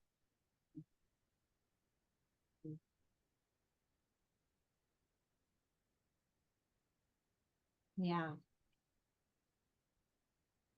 So, you know, I know that David, you also spoke with Kelly. Is there anything that you would like to say to her hearing this story?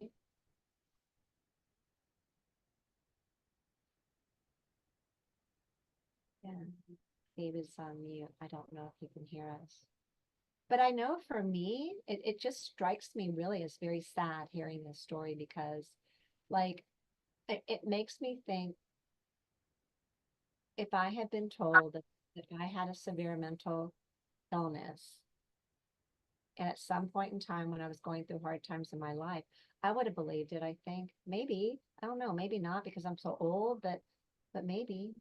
And that you do hear of people that their whole life is defined around the managing their symptoms and not living life. Right.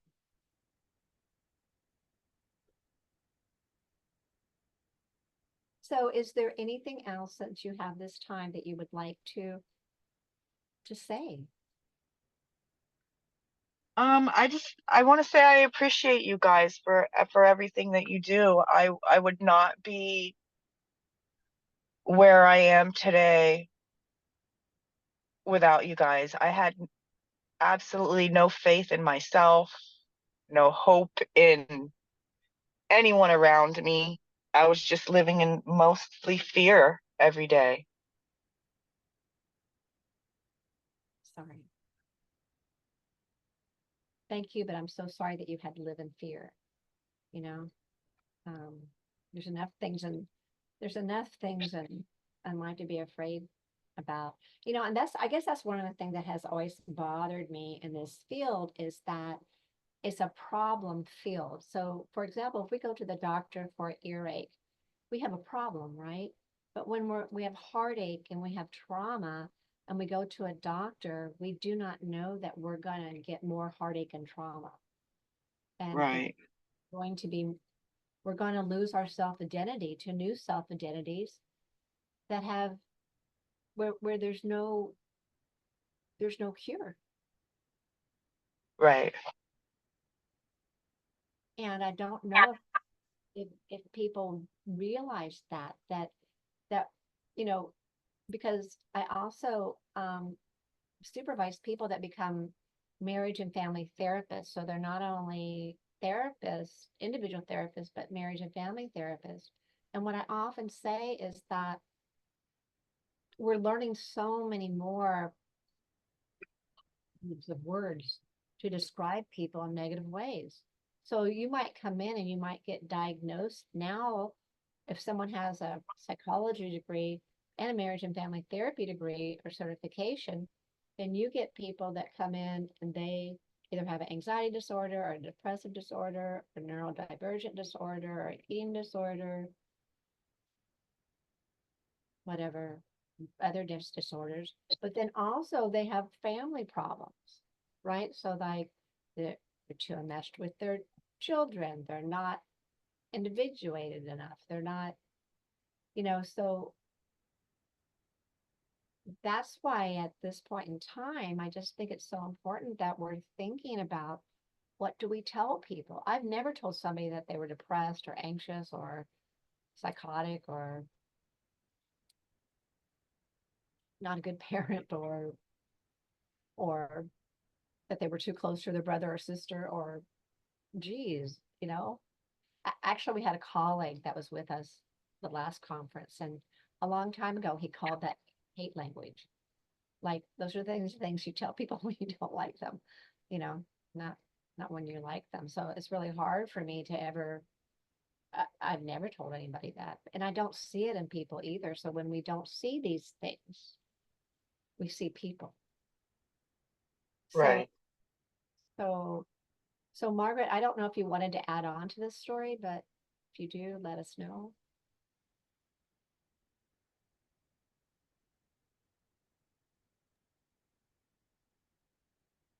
Hi. Well, thank you everybody for contributing to this conversation. I think it's a really important one that we're having. But just to speak about the experience that I had, I actually witnessed it happen to my brother. And that was actually, I realize now that's why I ended up studying psychology. But my brother, from a very young age, was told that he was deficient. At 5 years old, he was diagnosed with ADHD. And it's looking back on that now that I realize why he behaved the way he did. It wasn't because there was something wrong with him, but he was told there was something wrong with him, And by the time he was a teenager, he was put on this medication that caused him to have this psychotic break where he actually chased me in the kitchen with a knife, and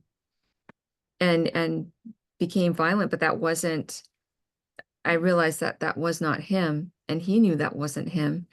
And when he came out of it, he felt horrible, and he didn't understand why that had happened.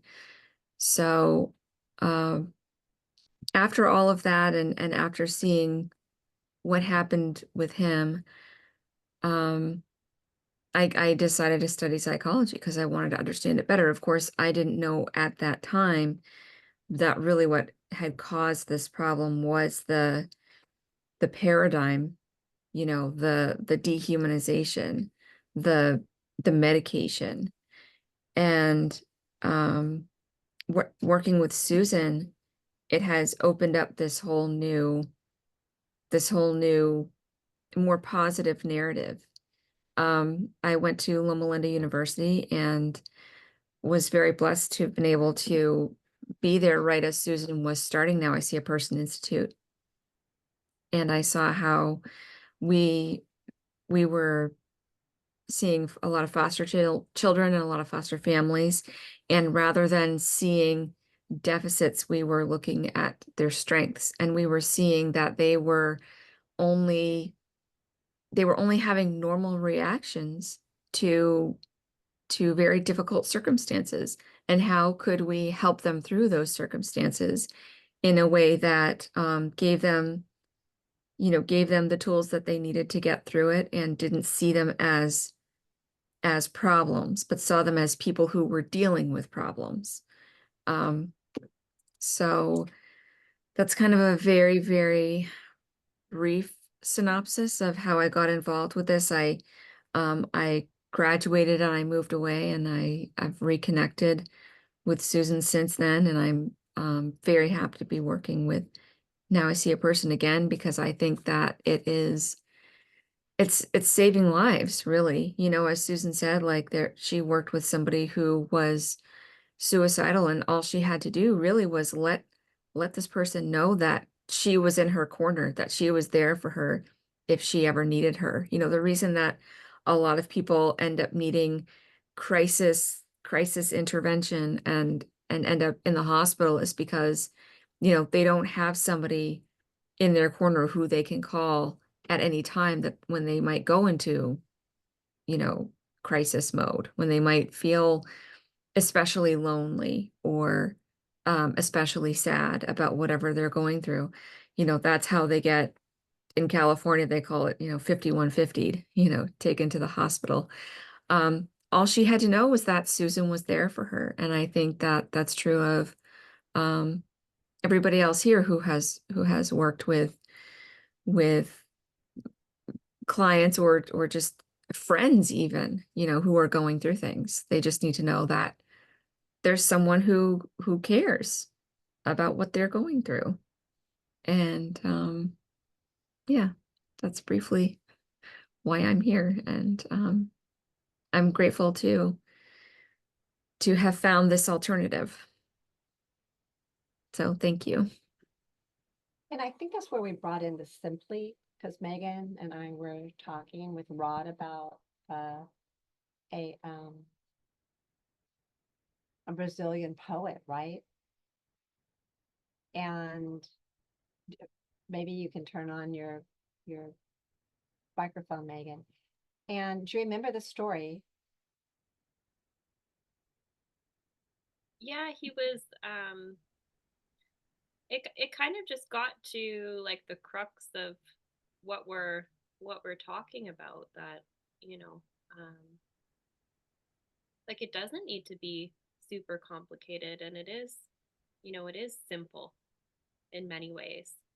And I think it kind of ties into what Ashley was saying, and Margaret, what you were just speaking to around, you know, just this like normalization of human encounters, and kind of what Dr.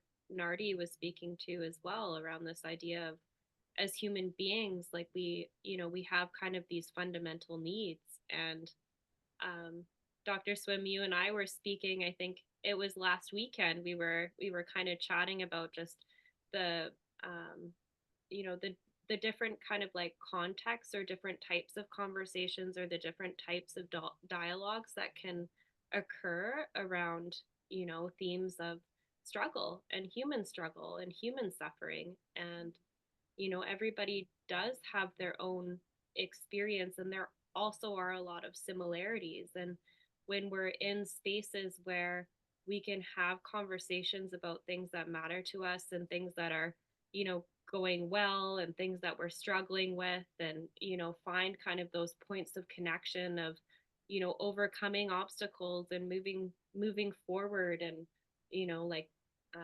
David speaks to, kind of like gaining momentum, and life kind of unfolding in a way where things start getting better.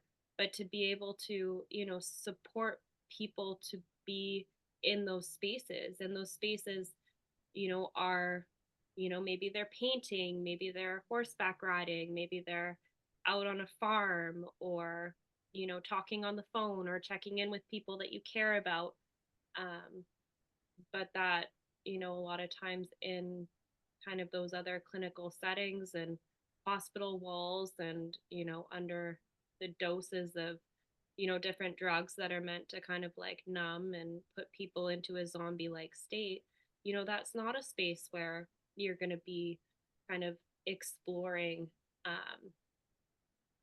the opportunities for freedom, or to be able to kind of like move forward, which I think kind of Milutin was speaking to as well, or Dr. Nardi, around it being like the exception. Like sometimes, you know, there are those glimmers of conversations that do help, and they do occur. But how can we kind of like, I don't know, as practitioners and fellow human beings, how can we help one another to create and be in those spaces that create openings for change and hope that things will get better, rather than kind of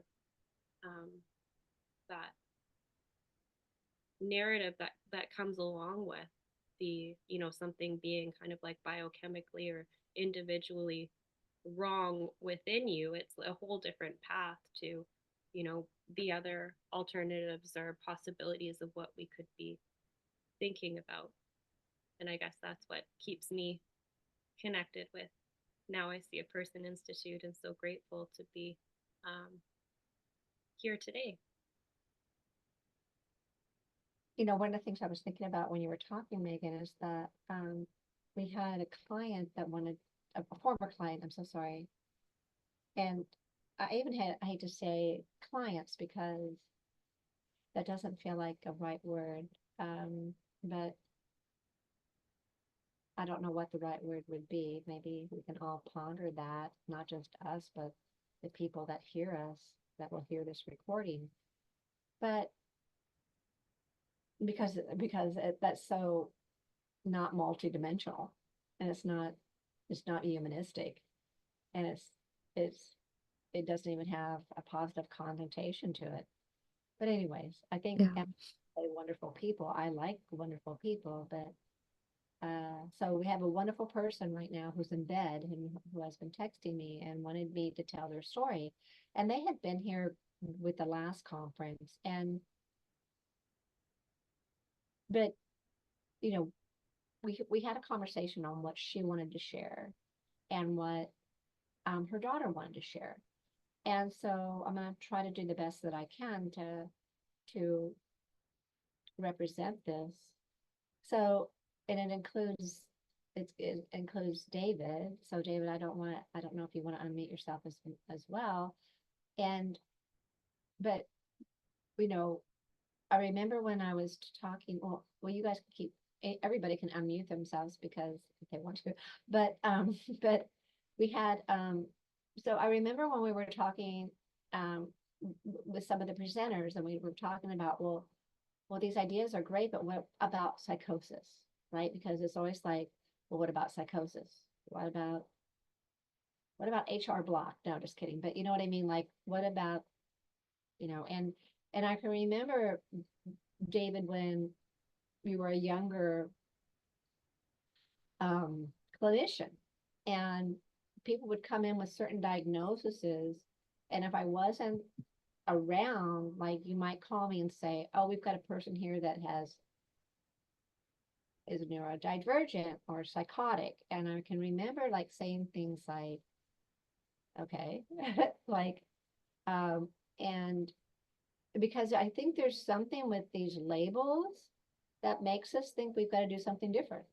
Oh my goodness, we've got to pull out the big guns, right? We've got to Right. talk to them in some kind of magical different way than we engage with people normally. And so I think you know who I'm talking about, David, because this is a person who was here again with the last conference, and hopefully will be here with the next one. Yes. And they just wanted for me to tell you hi also. Tell them hello. A big hug.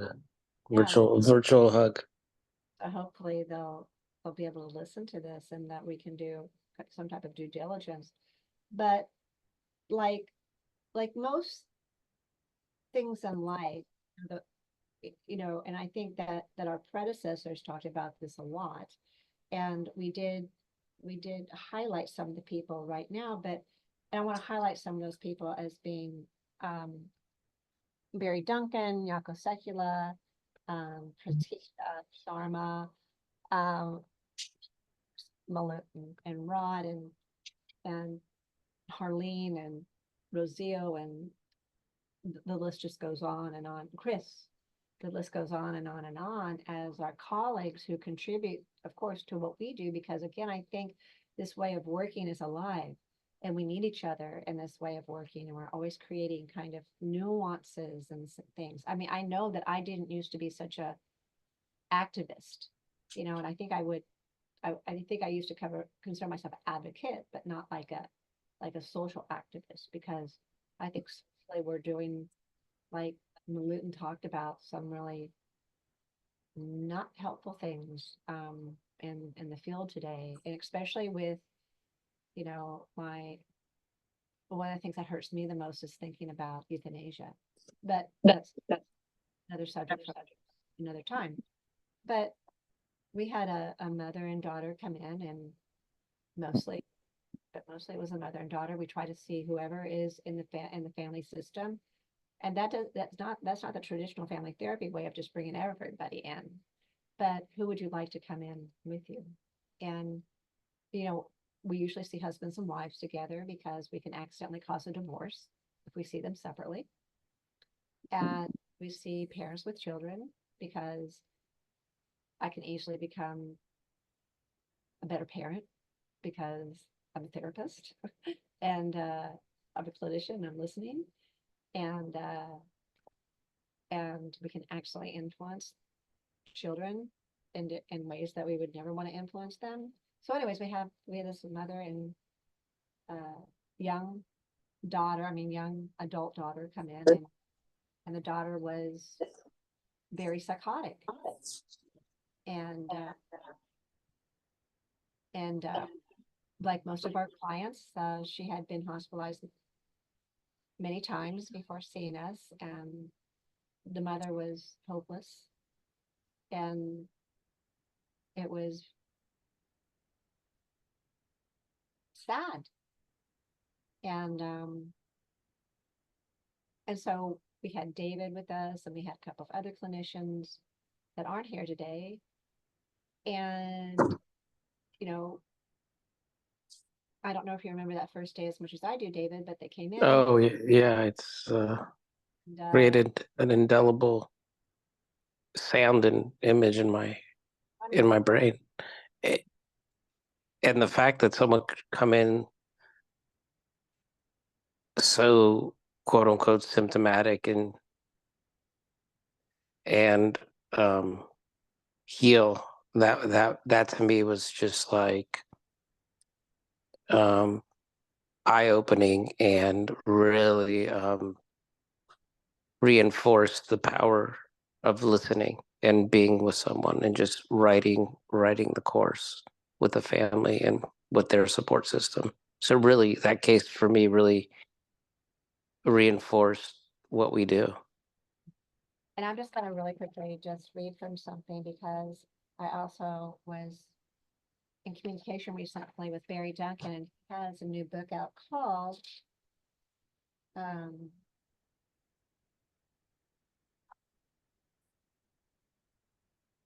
wait 1 second. It's called The Alliance is the Soul of Change.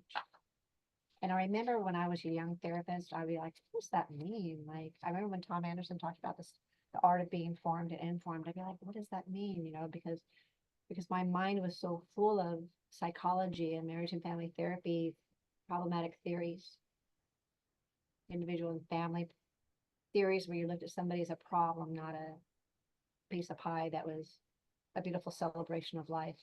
So, anyways, this wonderful young daughter or young adult daughter and mother come in, and like everybody else, we have our traumas, and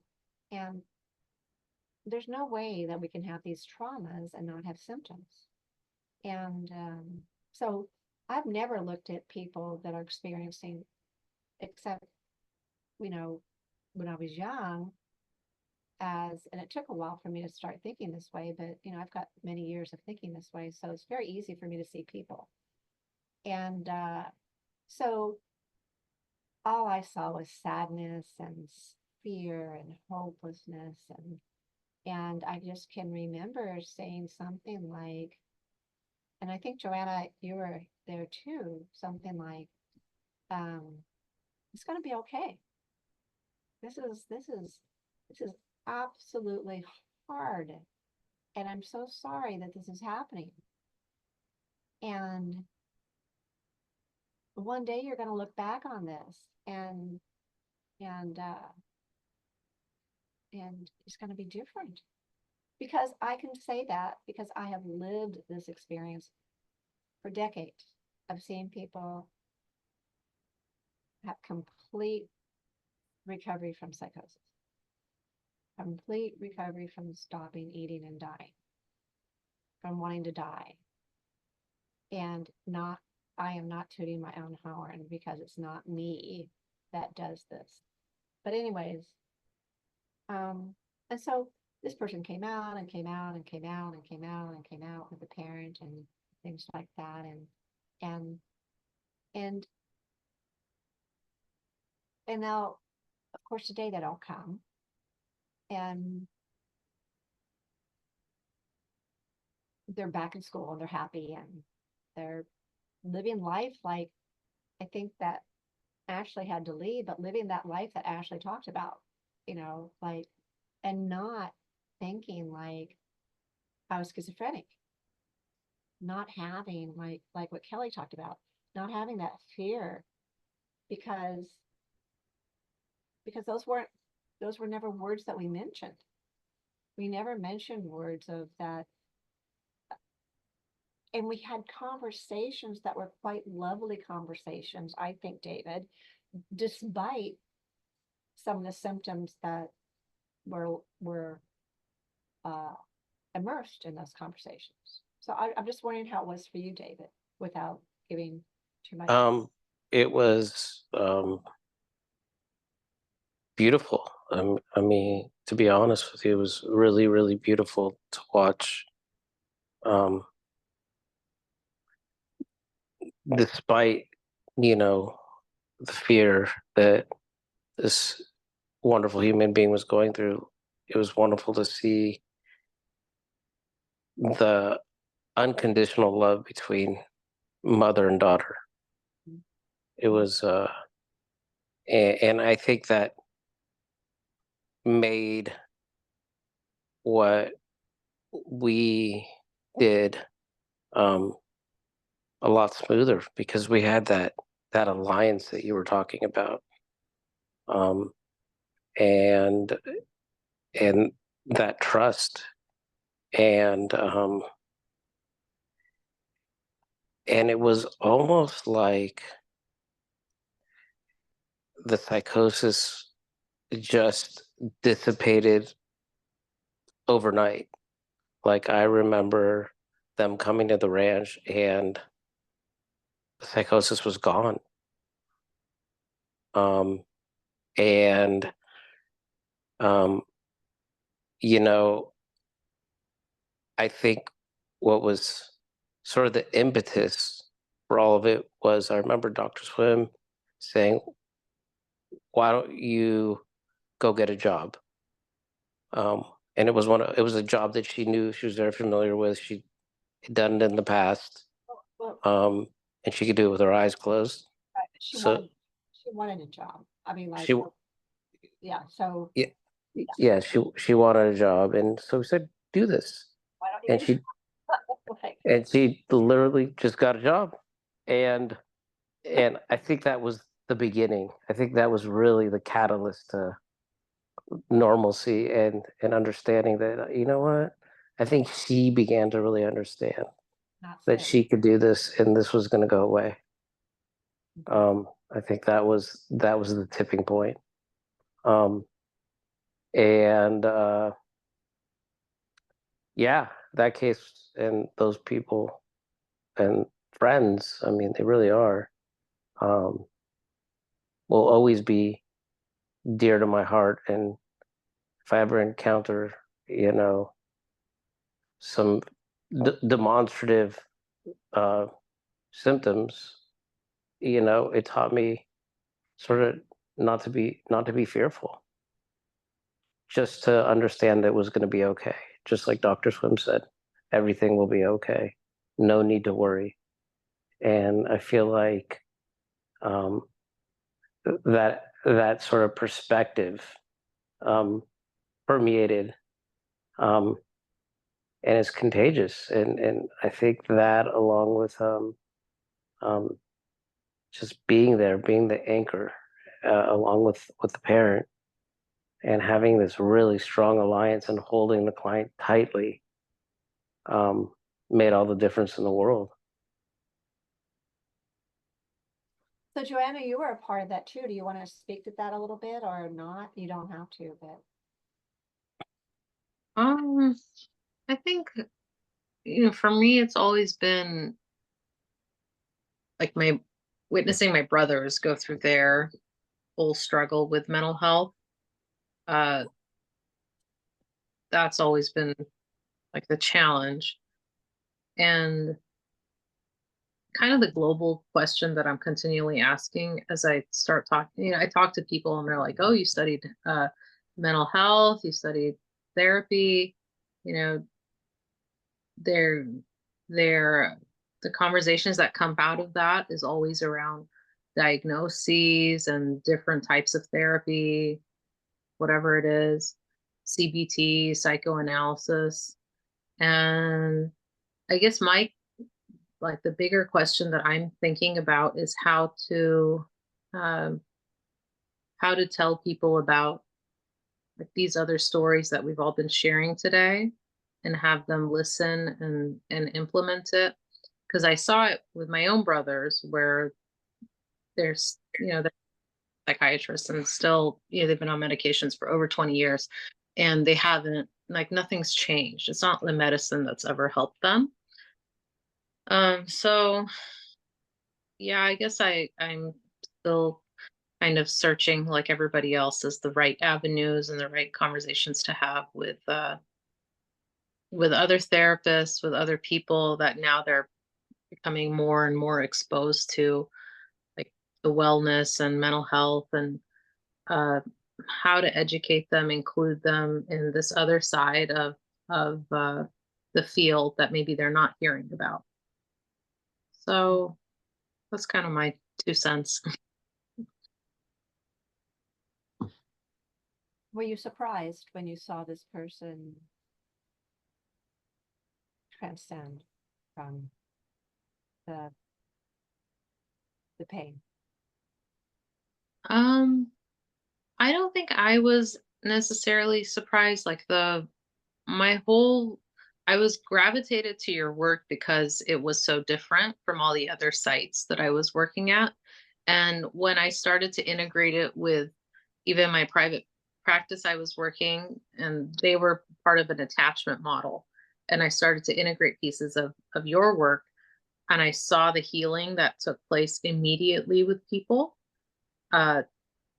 It just kind of made me more encouraged to continue in, you know, following this pathway versus the other one where it's continually looking for, I don't know, you're continually trying to paint by numbers in the other one, whereas here you're sort of like letting people guide you on their journey and you're just kind of walking along with them and letting them use their own words and expressions. So that's kind of been a motivating part of this. So when I was talking about the mother who, again, couldn't join us, last night she texted me at midnight and said, "I'm gonna be able to come." And then she had one of those strong arms, you know, in the text. And then like this morning, she's like, "I don't feel very well."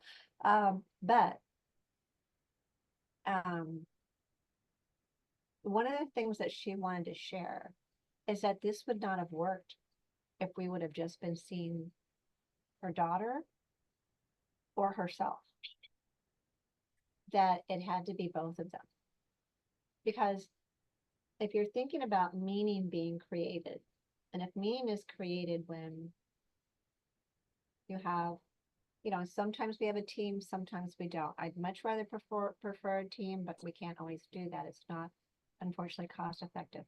But when you have a team and you're talking, so you have a chance to talk to the person maybe who's suffering the most and the person and other people that are suffering, and you're able to have these conversations, and somehow the conversations always lead to having some hope and some ideas of what might be able to happen differently. Like that day that the daughter decided to go back to work, which wasn't these aren't pre-planned ideas. And but the mother said that if she wasn't a part of it, it would have been very difficult. In her mind, she thinks she might have accidentally sabotaged it because we were all together on board together. You know, if you're wanting to talk about goals that were formed, they belong to everybody, not to David and I, not to you and David and I, not to it's a collaborative effort. And although we might be considered smart to some people, who even knows what that might mean? I do not have an idea of what's going to make somebody better, but I go into every session knowing that that person can get better because we can collaboratively find out how they want it to happen. And we collaboratively develop ways that that can happen. And it's not one way. It might be for this, you know, like it could be for one moment in time, you know, just getting past these very, very, very, very, very difficult situations. How are we going to get through it to the next day, to changing jobs, to going back to school, to all sorts of different things. And I'm so glad, David, that you had the opportunity for that, because I think when we've witnessed those types of things, it's such a huge learning experience that we never do forget, that's kind of imprinted in our hearts. And I think for, you know, this family, that they wouldn't even be talking about this today if we hadn't have brought it up and say, hey, do you want to share these stories? Because they have moved on with their lives. Like, they don't call us up and say, hey, what you doing today? You know, like, you know, we might, you know, be in touch with them every once in a while over these types of learning opportunities. So, Jennifer, I was going to ask you, not putting you on the spot, but we haven't provided a space for you to be able to talk. Is there anything that you would like to share, to add to, delete, or anything that's been on your mind while we've been talking? We were going to do a breakout rooms, but because of the size and people having to leave, it didn't make a lot of sense. So we decided to talk just as a group.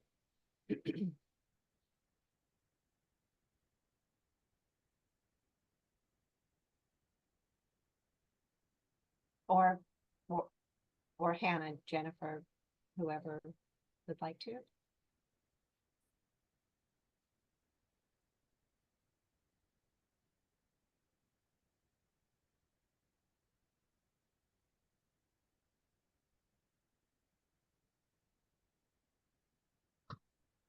So, they might be on mute and are having a hard time talking. So, for me, and working with the people that have the diagnosis of psychosis, it's like that last frontier, that how do we give up ideas that someone has to be hospitalized? How do we give up ideas that someone has to be put on medication? How do we, you know, because in my experience, usually that heightened anxiety and fear, it subsides, especially when people do not think that, and I've thought this since the 80s, especially when people do not think they have psychosis. When you haven't said to them, like, I'm so sorry, but you've had a psychotic break. And they're like, what's a psychotic break? You know, but now everybody can read it up on Google and things like that. But even so, people lose those self-identities. And like Kelly said, and like many others have said today, when those self-identities are lost, and you it's kind of replaced with our self-identities, that we are empowered people, that, you know, every now and then we might have symptoms. I have never had any people that we've seen ever go and have the symptoms again that brought them in, but I'm talking about symptoms every day that we're hit with, because life is hard. It's a hard life that we live in, and it's full of lots of disappointments and heartache and fear, and you know, and as time goes on, there's just more and more of that. And you know, but the people that we work with see themselves as a person, not as a diagnosis that might have defined or limited them in the past. And that was the ideas behind when I was at Loma Linda, and we had the student coming that said she hated our client. And we had a class about that. What do we do when we hate our client? Well, none of us hate anybody, but that for that particular client, the client was not getting better. And so it was a client they never wanted to see because the client wasn't getting better. It was a client that probably had seen so many different practitioners because they were in a clinic where there was a big turnover. You get interns and residents and interns and residents and interns and residents. And she said for the first time in 10 sessions, after we had the second class, after the first class, we talked about what happens when you don't like your client. And Tom Anderson used to talk about that perfectly, is our own prejudice. We don't like the person because maybe they're politically different from us. We don't like the person there because they remind me of my grandmother. We don't like the person because they're not getting better, etc. It's us. We have a prejudice. It's not that the client is unlikable. And so she came in the next session and she said, the client I hated is now my most beloved client. And I was like, oh my goodness. So we put it on tape. Someday we'll show the tape on one of these conferences that we're doing. And she said, the client I hated is my most beloved client. And she kept on saying, now I saw a person. Now I saw a person. And I don't know if you were there, Margaret, but somebody from your class, I don't know what year it was, maybe it was like 2010. And so, no, it couldn't have been. It had to have been earlier than that, like 2007. Anyways, she said, I left the treatment plan out for the first time in 10 sessions. I left the treatment plan outside the door. I left all the conversations that people had told me about this person outside the door. I left what my supervisors told me to say outside the door. And I left all the progress notes that I had read from previous clinicians on this person outside the door. And for the first time in 10 sessions, I walked in with an open heart. And for the first time, I saw a person in front of me, not the diagnosis, not all of those types of things that they said about this woman. And I understood why she didn't follow the treatment plan. She didn't follow the treatment plan because my treatment wasn't her treatment plan. And it was my diagnosis, not her diagnosis. And I understood her pain. And I understood why she couldn't follow a treatment plan like that. So, and that's what I hope that people in the field can learn to do, whether it's in psychiatry, like Rod and Milutin, or family therapy, or psychology, or even life coaching, which now is becoming very pathological in different ways. How do we help people just to see people and to listen and to have that type of listening, that if we're having those kind of thoughts, we can gently move them out of the way. You know, a lot of times when I'm not listening, or I've watched my staff not listening, if it was like quote unquote challenging cases, is that how do we get ourselves back on track? Because whenever we're listening, we're always having multiple thoughts. And so when we don't know what to say, when we're starting to feel irritated in the case, there's all sorts of reminders that we're outside of the therapeutic conversation. How do we bring ourselves back into the therapeutic conversation? And how do we ask questions and a not knowing and a not assuming? You know, I remember, David, when we were working a couple of years ago, we had that guy that also, he had psychotic symptoms, and he had said that he had been in rehab, right, for substance abuse. Yes. And like your spidey sense went to substance abuse, right? Yeah. It's so easy. It is so easy. And that's why I also think that we need these formats, because I remember when I went back to the Institute after I had been trained at the Institute. I'm away from there for a couple of years. I go back and I sit down and I have this woman come in and she said, I'm suicidal. And I was like, oh, okay. So maybe somebody could read this in a couple seconds. So I had this client and they came in and they were suicidal, and I still remember what they looked like to a T. And I got up and I went to Harry's office, which was like a couple steps away from mine. And I said, Harry, this person is suicidal, wants to go in the hospital. I said, how do we do that? He says, I don't know. And I was like, oh my gosh, I didn't ask that woman why she was depressed. I didn't. I just got so scared because I'd been around so many people for that 1 year that I was in a hospital, that it was hospitalization, hospitalization, hospitalization. And so it's so easy for us to kind of get off track. So Margaret or Megan, could you read what David said in the chat? There was a chat.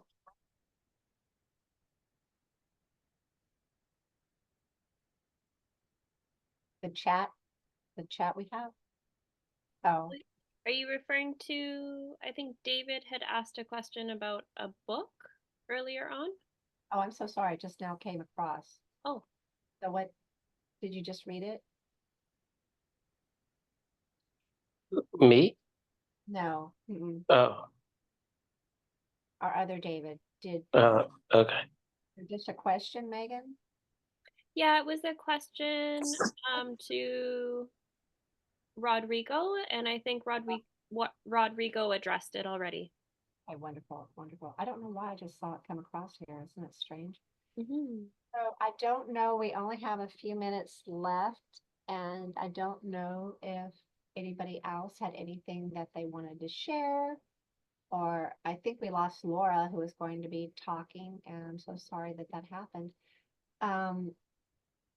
So is there anything else? I mean, like, just do people want to unmute themselves and just have a couple of comments, or what would you have liked maybe for us to talk about in the next conference that we put on in 4 months? Or we're going to be inviting the same people, but some others as well.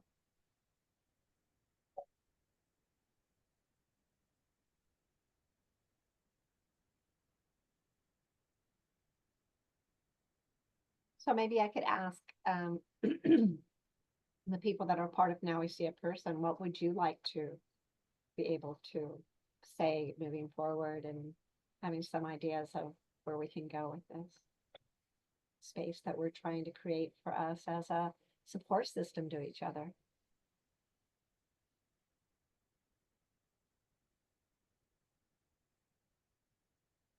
I just think it's important to stay connected and open, and not allow, I mean, obviously, the environment right now, probably like it's always been, is just very intense. And I think it's good to address the intensity and factor that into the equation when we're presented with certain quote unquote symptoms like anxiety, depression, all those human, so all those symptoms that are part of the human condition, right? And I think the environment it is right now can be very exacerbating of those. So I think it's important to continue these conversations and continue not to point fingers at clients, but understand that they're just struggling and looking for community, and be there for them more than ever.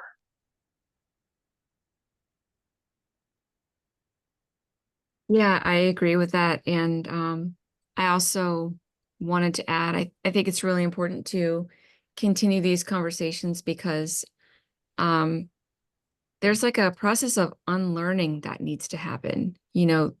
It's not just people who have clinical education and experience, but it's become kind of this, pop psychology has kind of popularized, all of this all of these terms. You have people diagnosing themselves now, you know, and putting it in their social media bios. Oh, it's not just I have this or that, it's I am this or that. It like, it's become an integral part of their personality, or so they think, you know. So it's not only for the sake of clinicians or those of us who just want to help people. It's for everybody, who, even those who don't plan on, you know, practicing, because there needs to be like a paradigm shift, you know, because right now it's a deficiency model, as you call it, Susan. I'm so sorry.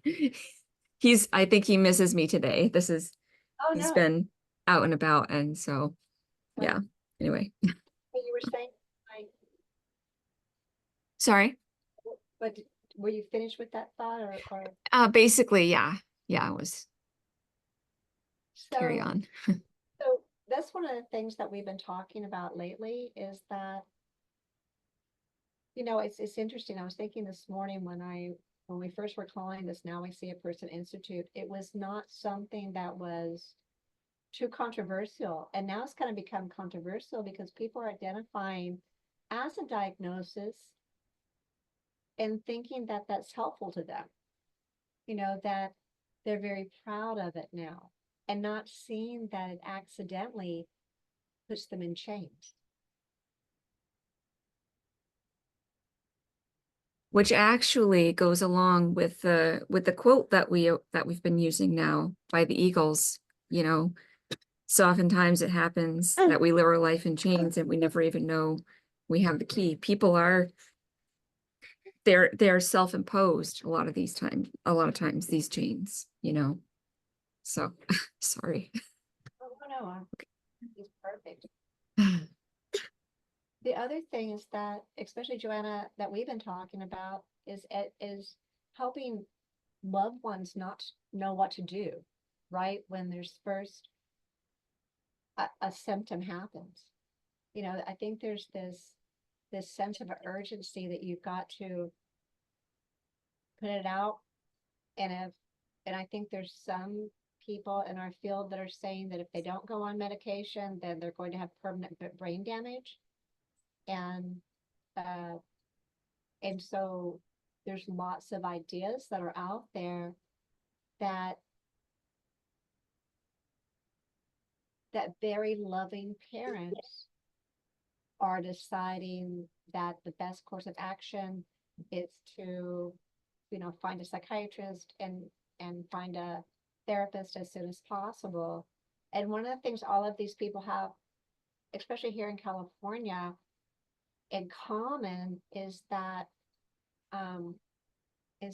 there is this pretty big lens, and probably Canada too, Megan, this pretty big lens of that somebody is a mental illness diagnosis and incapable of getting well. And then the role as a clinician is to help them become accustomed to having this diagnosis and learn to live the best life they can with the narrow life that it gives them.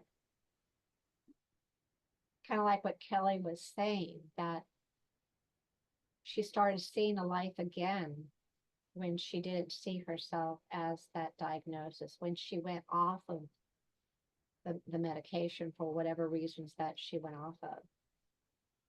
And it's not our job as clinicians, I don't think, to tell people what to do with their lives.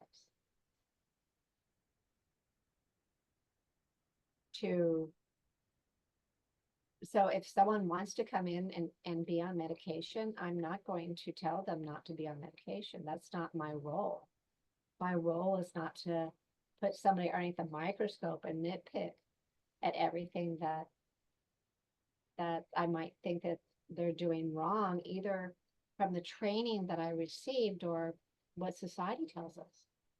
If I hear that my husband is narcissistic, I don't have enough brain cells to even hold that, you know, and that's only been around for how long, you know, and it's always something new to describe and to pigeonhole people, and then it makes it difficult for them to get out of these boxes that they're in.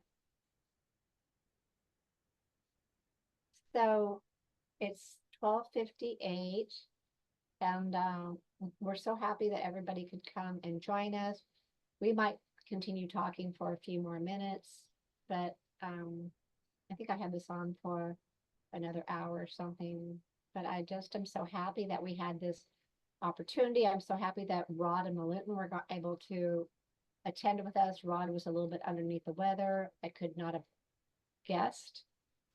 You know, he looked so peppy. And Milutin, of course, it's, I don't know what time it is, but it's later than it's pretty late over there. And so we're just so happy that we had so many people from so many different parts of the world to join us today.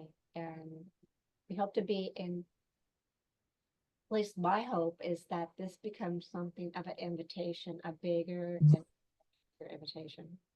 We had about 80 people signed up today. Not everybody was able to make it today, but I think those people will, of course, be listening to the recordings and reflecting with the people that they work with. And it makes me, I love the hearts. One day I'll figure out how to do Zoom better, right, guys? I can get on and off, and that's about it. But it was just a very much of a pleasure for me to be able to spend my Sunday with you guys. And maybe also one day, I'm hoping, you know, I don't want people to get the impression that we do therapy with the horses, because that's what we did at one point in time, but most of the therapy that we do is virtual. And a lot of the people that, well, everybody that you talk to, like we've never talked with Kelly in any way that hasn't been virtual. She was never able to come to our ranch. And everybody, a lot of people have come virtual since 2020, when we started doing that, and it kind of stuck. We do have the horse ranch, but it's just not utilized as much as it used to be at one point in time. And but that always could change. But what we did learn from working with the horses, it was we learned to humanize ourselves. So when you were in a session and you were around horses, you didn't say things like, "What brings you here today?" You know, like there was this common talk. And I think Ashley talked about that, the kitchen table talk. And I know when I was a young clinician, Harry used to always say, talk with these people as people. Don't get into this psychology, you know, talk with them as people. And we even, at that point in time in the 80s, we would serve food. You know, you saw me munching a little bit on my snacks here, but we would serve people food. So that again, it was this communal process. And when we did that, and you have families coming in, or even you have families coming in with their social workers, or you have families coming in with their lawyers, whatever that might be, it's that communal and natural environment that we're trying to bring to every encounter and every embodiment that we have with people, so that we're people talking with people. And these people are struggling. And so how do we put on this personhood of ourselves, which is the heart and soul of change, right? That and what David calls gain a break, or that Barry Duncan calls extra therapeutic factors. You know, and I think Rod and Milutin both talked about it. You know, somebody gets a job, they find somebody they love. It's always been like that, you know. They're out of therapy. And I think we've often been asked if we see people in times of crisis so often, is that going to make them dependent on us? And I think that's another psychology construct. No, people do not want to be talking to me every day of their life. When things are going on well, I'm the last person they're thinking to talk to. You know? So thank you everybody for coming. We had a wonderful time. And I don't know if Joanna and Megan and David and Jennifer and Hannah, if you want to say something to end, or that you can.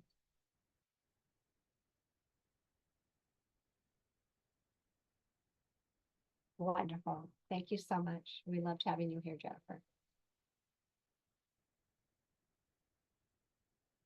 So we will be sending out another conference time in